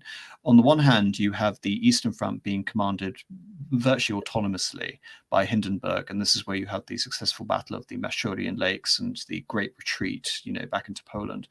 Whereas on the Western Front, we have the signature strategy of von Falkenhayn, which is, of course, the Battle of Verdun, which is basically to pick a focal point of French, basically you could say military prestige, which is the fortress of Verdun, and use it basically in a defensive role to bleed the French army dry. The tactic is no longer swift occupation of France. It is now destroying the French army by just piling up bodies, as horrific as the military strategy of World War I have come. Nevertheless, just on that, Apostolic, if anyone who's interested in actually reading about this period of the war and the detail of it, I would actually highly recommend Heinz Guderian's Achtung Panzer, because Achtung Panzer isn't actually really an endorsement of his strategy. Achtung Panzer is actually almost a summary of World War I, and then a closing chapter as to why tanks are important for Germany in the future war. And he actually covers the Battle of Verdun with excruciatingly heart-rending detail. It's extremely bloody, and some of the casualty descriptions. When you hear that the Germans have acquired if I remember one quote correctly, the Germans had gained less than a kilometer of front, and the Germans had suffered 25,000 casualties in 2 days. Like the modern mind just can't conceive of how bloody that actually is. It's horrific to consider. So I do strongly recommend, if anyone actually is interested in that subject, read that book. It's very, very good. Well, thank you for that, Marcus. And well, of course, the fate of France is on the line, and then we have, of course, the famous counteroffensive at the Somme, and of course the Somme offensive again is less used as a pretext for acquiring land so much as it is to defect from, again, the main German attack, which was set to Verdun. And in that it succeeds, and the Verdun strategy fails. And then, of course, we have the Great Retreat throughout the beginning of 1917. And this represents the demise of Falkenhayn, because, of course, Falkenhayn is also insistent on the fact that Romania will not enter the war. And at the same time, we're having the Brusilov offensive. Romania enters the war in August of 1916, and this causes, the ultimate failure of Falkenhayn. This is also an attempt of Bethmann Holvick to engineer some sort of political coup, because, of course, Bethmann Holvick has been sending out peace feelers to the Russians and the French throughout this entire time. And essentially, the last sort of great manifestation of peace is right at the end of 1916, whereby the Germans basically try and opt for American mediation, and assuming, Russia would lose very little territory and France may, offer an indemnity and some sort of concessions. But this was actually a rather savvy political move as well, because from his point of view, at least, he believed that he was winning over the Social Democrats. The Social Democrats are split by this point. Half of them had, backed away from supporting the war, and half of them, were still supporting the war. And he believed that had, Germany made this unilateral offer of peace to the world, and had the Allied powers rejected it, then Germany would be completely justified continuing the war, simply because, the moral authority question, you might say. Yes, Germany has acquired the moral authority. Whatever, exact sort of war guilt is going to be ascribed through the Versailles Treaty. During the war, of course, it's a completely different question. Of course, the Americans haven't entered the war yet. And this is also where we have the rise of the Delita Oberste Heeresleitung, which is the third supreme command under Hindenburg and Ludendorff, it must be emphasized. Many of the things, such as the creation of a centralized German war economy under the Hindenburg Plan, subordinating basically all aspects to the idea of total war and total victory by the beginning of 1917, even though they had Hindenburg's name, and Hindenburg was basically almost, again, completely eclipsing the Kaiser in terms of his role as the symbolic leader of the war. It was von Ludendorff who was carrying out all of the day-to-day administration, all the day-to-day military plans, and he would, organize this right up until a couple of months before the war, when he has this nervous breakdown. Quite.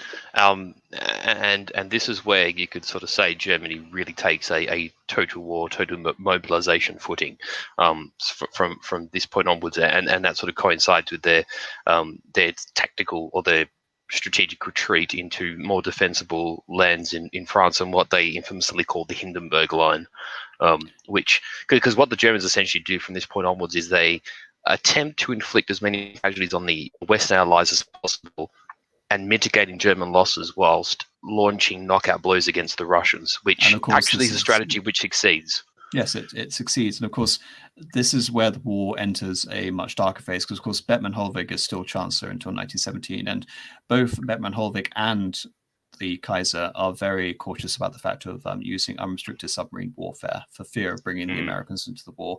Of course, they're overruled. Bethmann Holvick is dismissed, and a puppet of the Supreme Command, George Michaelis, is placed in as Chancellor. And I think it's important to note that there is no longer any strong Chancellor in Imperial Germany. All of the subsequent chancellors, right through to Max von Baden, and finally Friedrich Ebert, who would later become the first president of the Weimar Republic, are not, again, anything compared to a Bismarck or a Bülow or a Bethmann Holvick. So basically, the chancellorship has just become the pawn of the chief of staff of the army.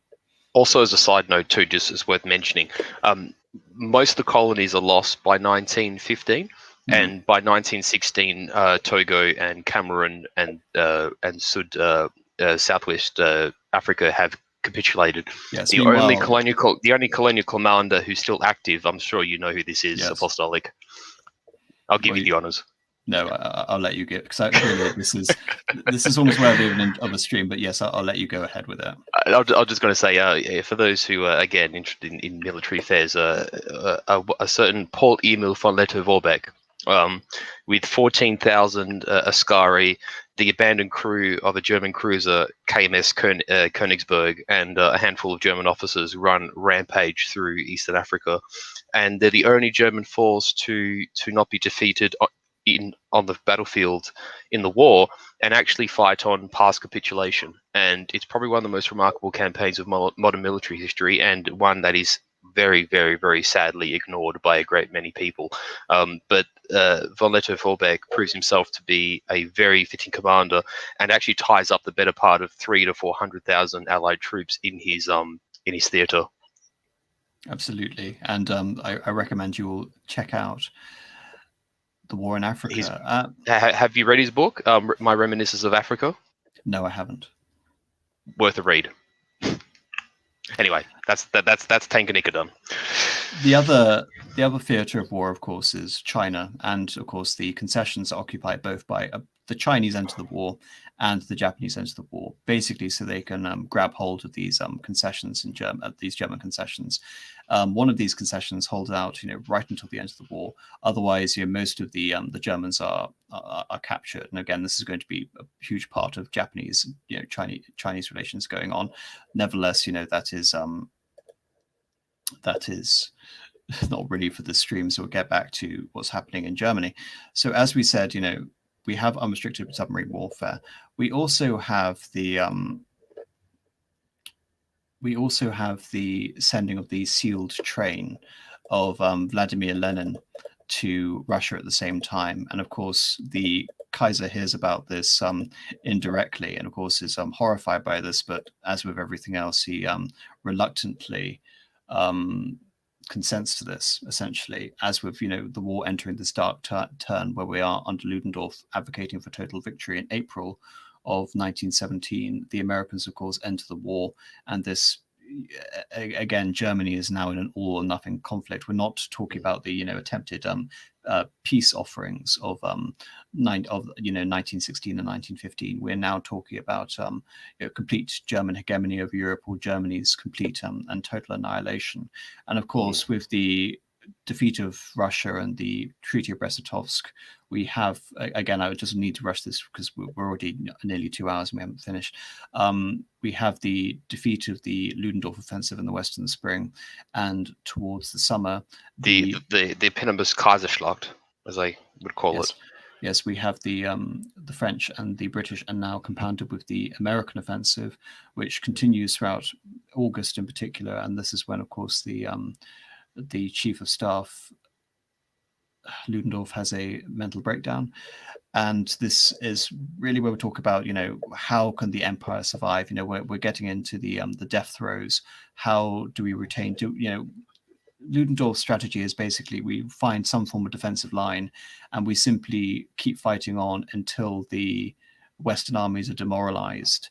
But even von Hindenburg at this point, overrules him along with the Kaiser, and Groener is brought in to replace him. And this is where we have the concerted attempt to try and, tweak with Germany's constitution and tweak with the role of the Kaiser.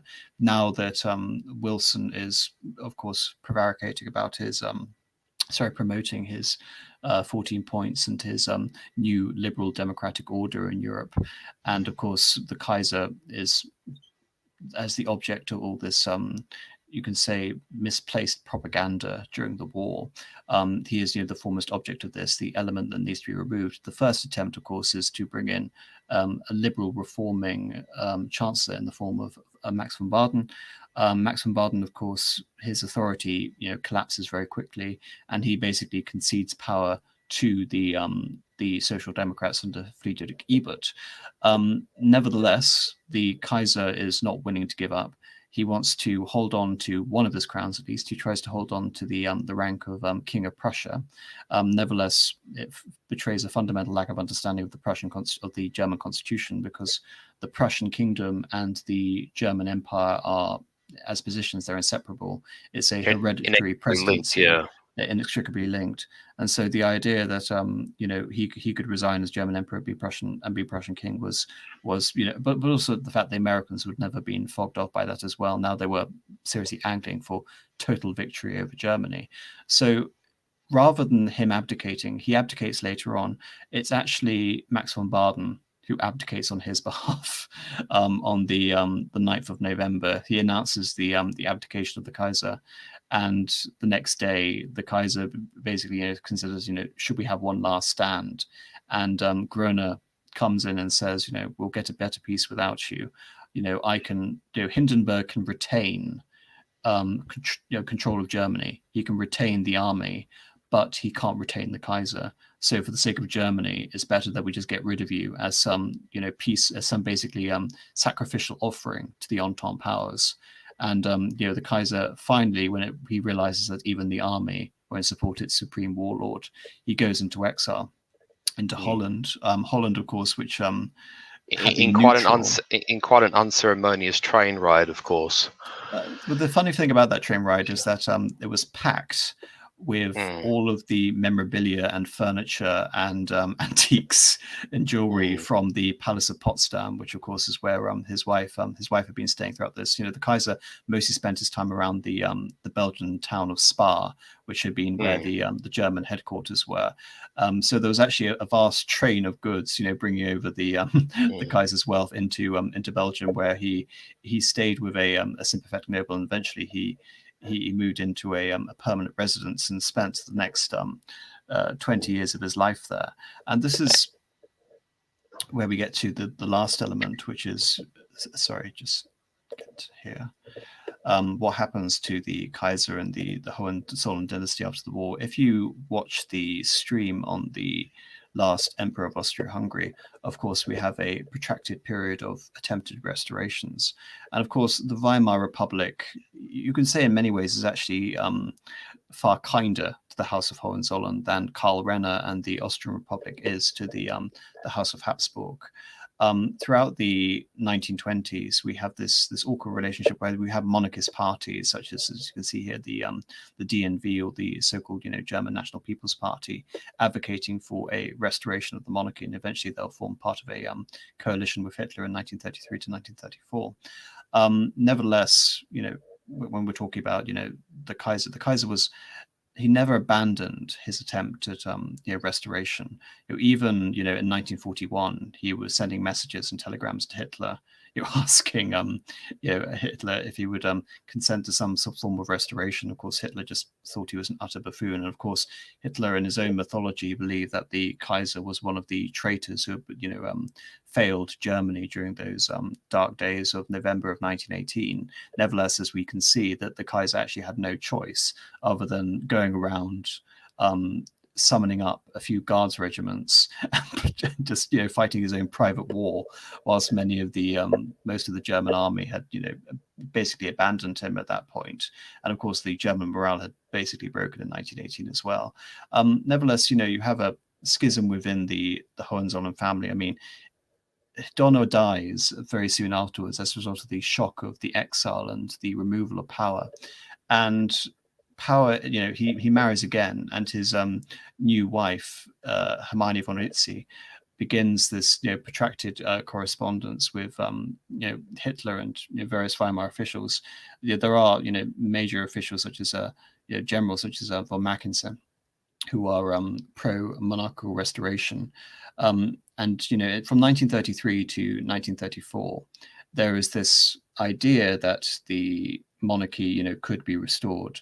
Many of the DNV members have been made part of this monarchist coalition. Of course, the Nazis and the original Hitler government were a very small contingent of that, but of course, as we know, from 1933 until 1934, we see the gradual elimination of all of these non-Nazis, all of these monarchists, with a few exceptions. And Hitler, of course, embarking on his radically anti-Hohenzollern course.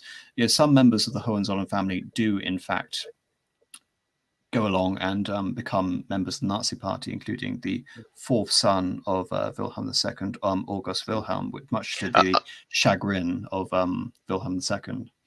Along with other members of the German nobility as well, including the houses of the descendants of the houses of Wittenberg and of Hesse-Darmstadt and other houses, they find sympathizers to the party amongst the German nobility, who you might say were had their noses put out by the Treaty of 1918.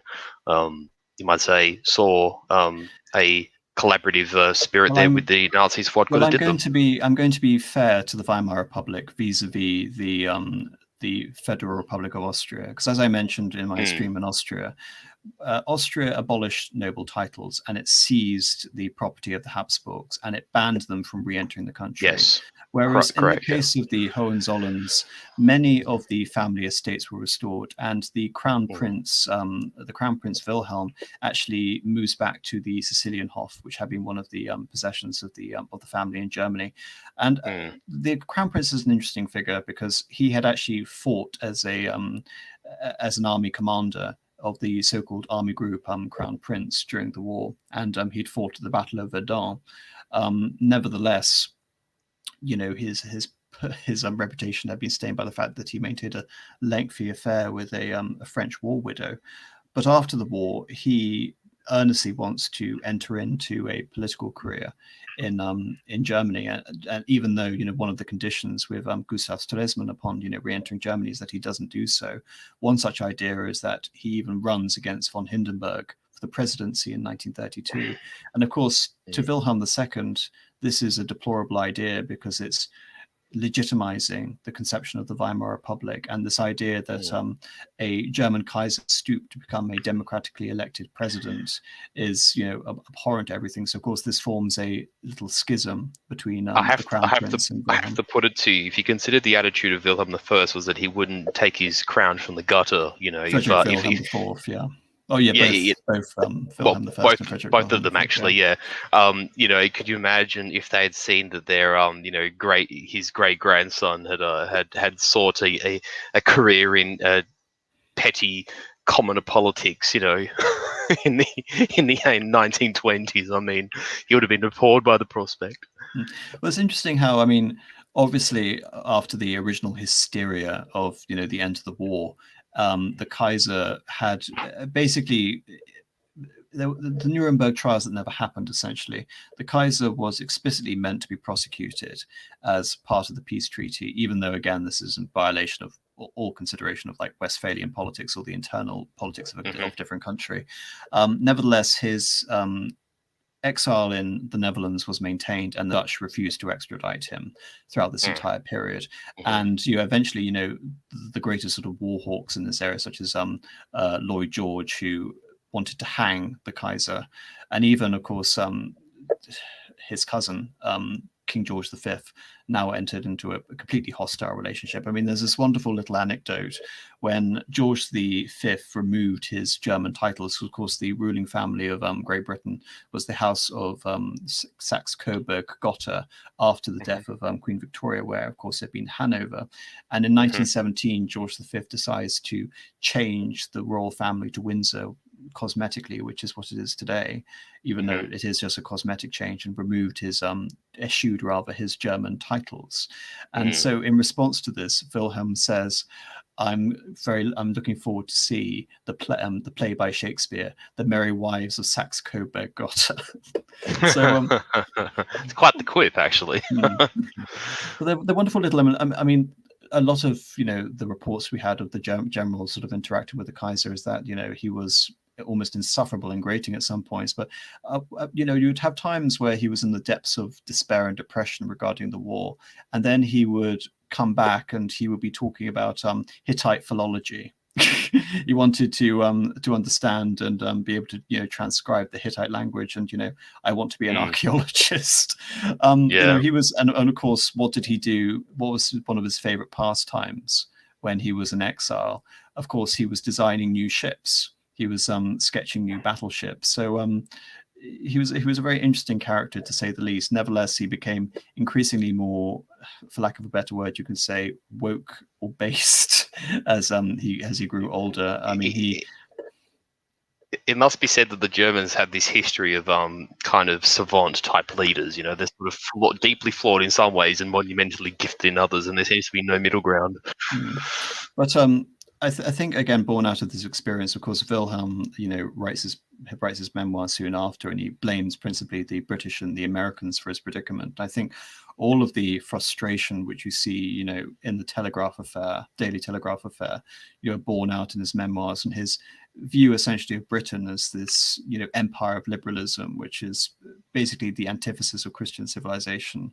And this is why when Hitler comes into power, whilst he despises the Nazis and he deplores, Kristallnacht, and berates his son for being ambivalent towards the Jews during Kristallnacht, he increasingly, again, argues that the German conquest of Europe is a good thing simply because it shuts out British and American influence out of Europe. And so you have this moment where, he despises the Nazis, and the fact that the Nazis have dispossessed him of any, pretension of, his German imperial title, which he still believes this is by right. And of course, when he did formally abdicate, he was in exile. And from his point of view, kind of in its phrasing, it's important to emphasize that it was a relinquishing of the oaths of loyalty to his soldiers to ensure peace. Again, it was with the attempted prospect of a restoration down the line. Nevertheless, Hitler is now, completely in charge of Germany, and he's also liberally destroying Prussia, it must be noted at the same time. Yeah. Because that sentiment certainly was existent in the Reichstag of the Weimar period as well. I mean, you had a number of parties whose platform was either the strict restoration of the Hohenzollerns or some kind of semi-restoration, in a roundabout way. There were parties that were endorsing a range of views like that. Well, this is also where you have, again, the Hohenzollern family splitting off. I mean, one of the reasons why August Wilhelm became a Nazi was so that, having joined the Nazi party, Hitler may at one point thrust him into the position where he would be emperor over the rightful succession, essentially. So individual Hohenzollern princes actually vying for Hitler's favor, so they would be restored. Nevertheless, of course, this doesn't happen, and never came to pass. Of course, yeah. Wilhelm is elated when he sees the defeat of France, of course, because he believes this is finally the elimination of the dreaded Entente Cordiale. Of course, the bane of his woes back since 1904, and he dies just before the the invasion of Barbarossa, and within West Germany, many of the German princes again were allowed back after the war. And there's been this, ongoing criticism about, to what extent did the Hohenzollern family collaborate. And as I think we've emphasized, the Hohenzollern family as a whole did not, but individual members such as August Wilhelm in particular. And I believe two of Wilhelm's grandsons did contribute. And of course, many of the Hohenzollern family did contribute in a military capacity during the war as well. Yeah, one thing worth mentioning, because I know you're a bit time conscious of time now, but we should actually mention the Prinzenerlass decree, which was passed by Hitler in 1940, because you mentioned that Kaiser Wilhelm died just prior to Operation Barbarossa in 1941. But in 1940, you mentioned the grandsons of Wilhelm II, one of them which was Prince Wilhelm, and he was wounded during the latter part of the campaign and actually died in a field hospital at Nivelle. I think May was April, might have been May or June of 1940, and they were permitted to have sort of a somewhat royal funeral for him, and the ceremony drew over 50,000 mourners. And this display, I don't think it particularly worried them in a broad sense, but I think even the Nazis were shocked that, from a political context, that the aura of the Hohenzollerns had this gravitas still in the German consciousness and the German mindset. So the Prinzenerlass was passed as a means of barring, prohibiting members of the royal family from fighting in the Wehrmacht in World War II, in actually all of its armed forces. Well, talking about military funerals, of course, when Wilhelm dies, Hitler wants to champion this as some form of, great political act. He wants to take over the proceedings of the funeral, and very consciously, of course, the iconography of the German Reich under Hitler is that of the Third Reich. Of course, the First Reich being the Holy Roman Empire, the Second Reich being the Kaiserreich under Wilhelm, and the Third Reich, of course, being the Führership under Hitler. So again, the idea that we would have this formal passing of the guard between Wilhelm and Hitler was very, very conscious in his mind. But of course, this does not happen. The funeral is not allowed to happen because Wilhelm explicitly forbade it, and there is instead he remains in the Netherlands. He never returns to Germany, even in death. And there is a small military funeral with some ancient imperial hangers-on such as Mackensen and members of the original Hussars regiment, and there are of course a couple of Nazis, but the Nazi regalia as well wasn't displayed at the funeral. There was an order again, but nonetheless a lot of photographers came and displayed it anyway. So I think too, the Kaiser or Wilhelm would have also taken notes from the way that Hitler had used Hindenburg's death for propaganda purposes when he had the armed forces take the oath in, was it 36? 33? No, sorry, 33, 34. And you might say that it was definitely a usurpation of what should be a solemn event for political purposes, and I think the Kaiser knew better than to be used as a vehicle in that way. Yeah, it's a double. I mean, obviously Hindenburg's death corresponded with the Night of Long Knives, among which we have the death of Schleicher. The murder of von Schleicher had been, one of the pivotal events for Wilhelm II, because, of course, von Schleicher was a monarchist and he was a conservative, but not a conservative in the Nazi vein.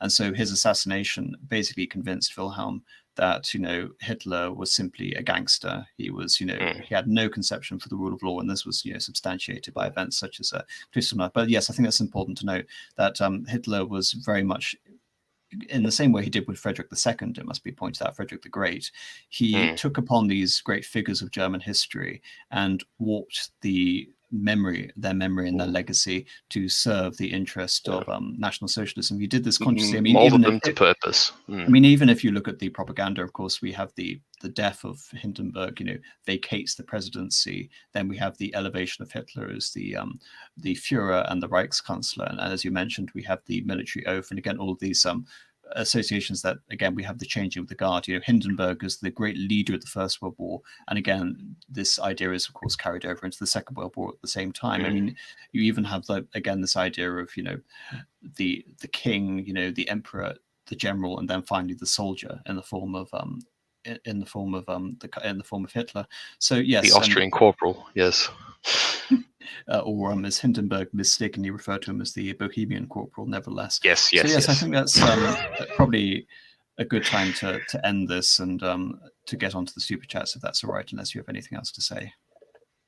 I mean, there's probably one remark I'll make, is that whilst in West Germany the legacy is still debated, and of course there was an attempt in the 1920s to expropriate the property of the Hohenzollerns, in East Germany after the war, all of their property was, of course, taken away. And it should be noted, of course, East Germany was the bulk of old Prussia, and of course in 1947 Prussia, of course, is formally dissolved, even though one could argue that Prussia was de facto absolved during the 1930s. Quite, and also the because really for a long time Prussia sort of almost had two capitals. It had Berlin in the Brandenburg, in the old Brandenburg, and Königsberg in East Prussia, and of course Königsberg is utterly destroyed in the 1945 campaign prior to the Pomeranian offensive by the Soviets. It's literally flattened and destroyed. The battles around Königsberg and Palau are savage, and that in itself eliminates a lot of the legacy. And of course, Königsberg, what is still today known as the Kaliningrad Oblast, is actually directly annexed by the Soviets, and so any trace of you might say Hohenzollern German nobility, Prussian, is literally destroyed at the hands of the Soviets themselves. It's not just directly occupied; it's colonized by Russians as well. Yes. And of course, Kalinin was the then president of Russia, the puppet of Stalin. I mean, there's an attempt today to try and rename the title, of course, calling it something horrific like Kantgrad, after Immanuel Kant, who of course was the city's most famous president. But yes, I think that's depressing and a good place to leave off the discussion and get onto the super chats. Yes, indeed. So the first super chat from Marcos58 for $8 So was the Ottoman Empire actually the sick man of Europe? Also, to what degree would the British merchant class chafing to cut down Germany to size? I think, yes, it's obvious that the Ottoman Empire was the sick man of Europe. It was physically deteriorating, collapsing, and losing territories consistently throughout the entirety of the 19th century and the beginning of the 20th century. And as you can see by the Crimean War, even before the Crimean War, I would argue, the Ottoman Empire had essentially become a focal point for great power intrigue, therefore basically losing its sovereignty over foreign affairs. When it comes to the British merchant class chafing to cut down Germany down to size, the Kaiser definitely believed that. And he definitely believed that towards the end, he did believe conceptually that this was a war of annihilation.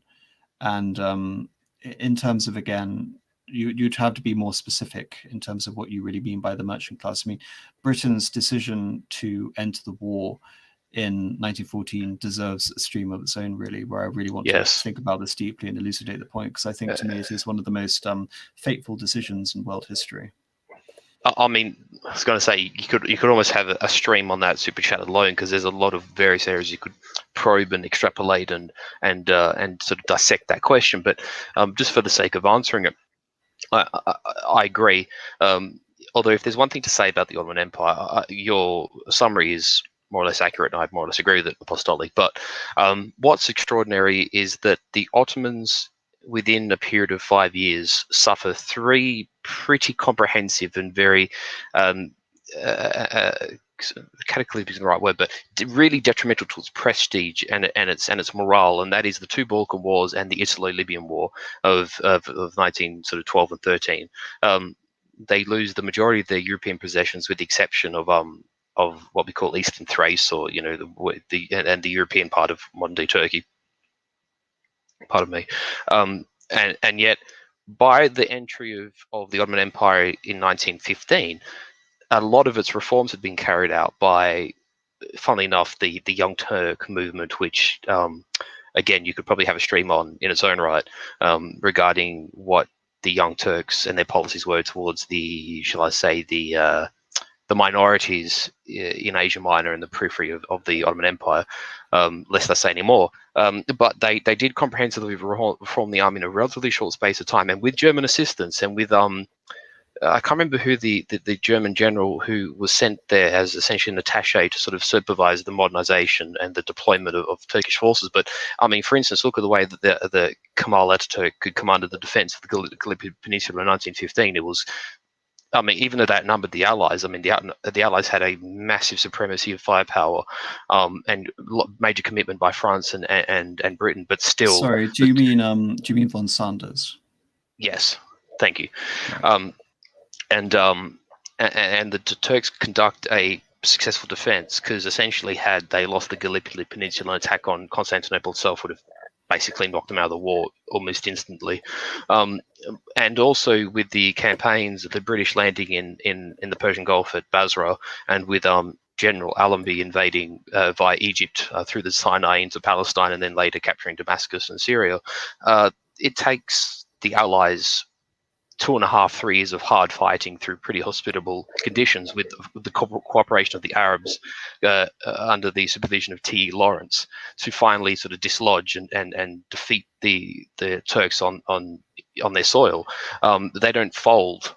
They actually fight with quite a quality which was not there in, say, the Balkan Wars or the Italo-Turkish War. So that's worth noting. You might say that as the Turks lost their peripheral territories in Europe, as they condensed into a more Turkified and a more Islamicized empire, circling their sort of Anatolian hinterland, the regime is more able to cope with reform and fights better as a result of the First World War.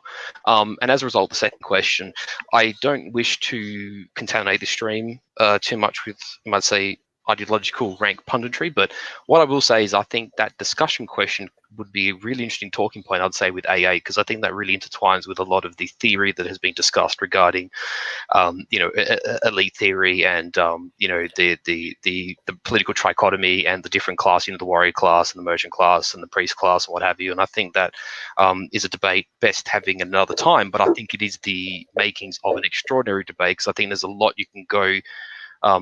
There's a lot of detail to be had there, and I think Kaiser Wilhelm, in his own way, probably cited some truths there, which have been, let's just say, those of us who know have seen it before our own eyes in modern times. I'll leave it there.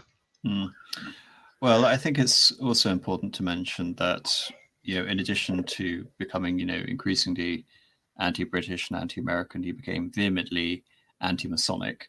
And he also became anti-Jewish. It's strange, though. I mean, on the one hand, he was, again, he wasn't vehement. He wasn't in any way sort of manifestly anti-Jewish at all during his time as German Kaiser. And of course, he decried. And just for the record, I wasn't implying that either, by the way. No, I'm not. This is just a general point. And of course, with Kristallnacht, yes, of course, he deplores it, these random attacks. But nevertheless, it's this. All of these associations between, were definitely alive in the mind of Kaiser Wilhelm, so to speak, if anyone wants to check that out. Anyway, moving on to the next super chat. John Boy for €10. AM, very sorry to hear you are taking a break. I have enjoyed your streams very much and your amazing detailed knowledge. I hope it won't be too long before you return.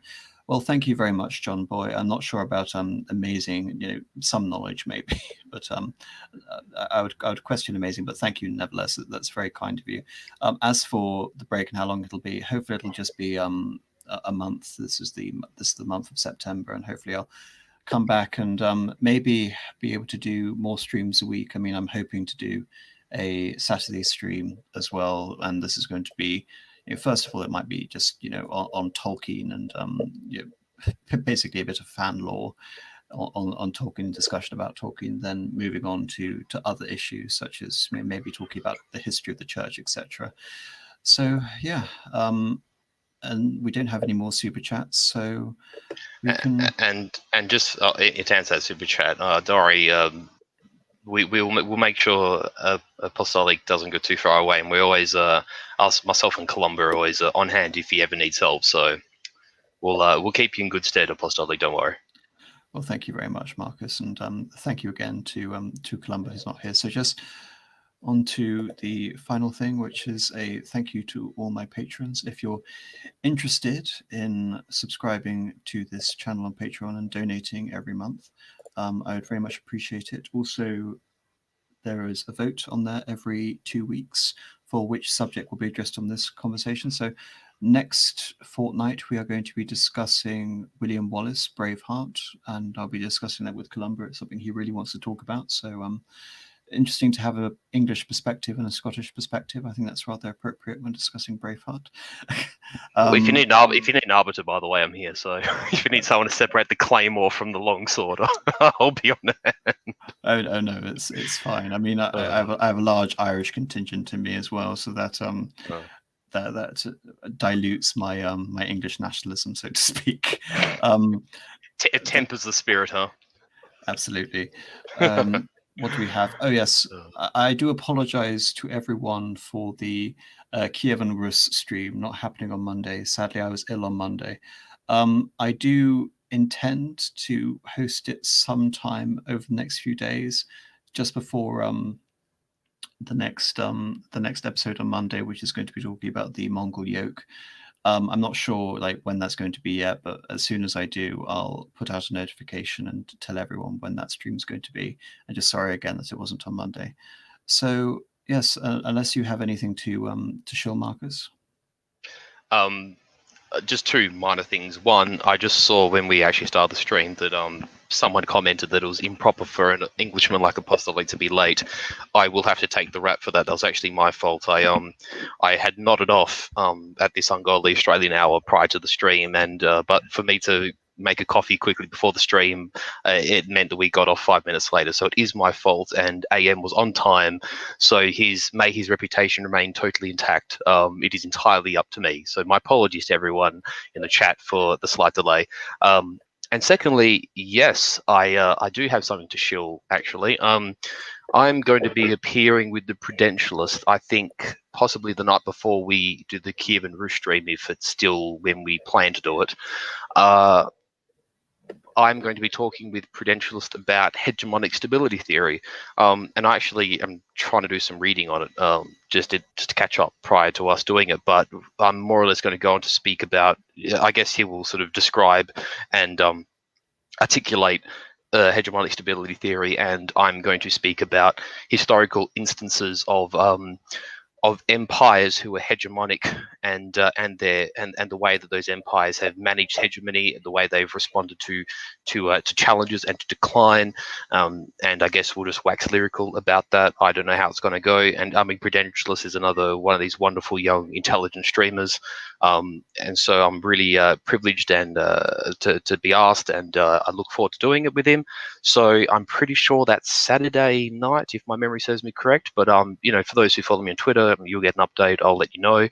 And of course, yes, Apostolic mentioned that we're going to catch up on the Kiev and Rus stream in the next few days, and that will be great. So buckle up. It's going to be a pretty hectic week for us streamers here doing this history stuff. But once again, Apostolic had a wonderful stream, and as you know, I mean, you know, Rome and Byzantium are my bread and butter, and Italy, and I love those things. But I do have a soft spot for Germany too, and I love when you ask me on. So thank you very much. It was a pleasure once again, and yeah, I hope everyone in the chat has a lovely week, and thank you.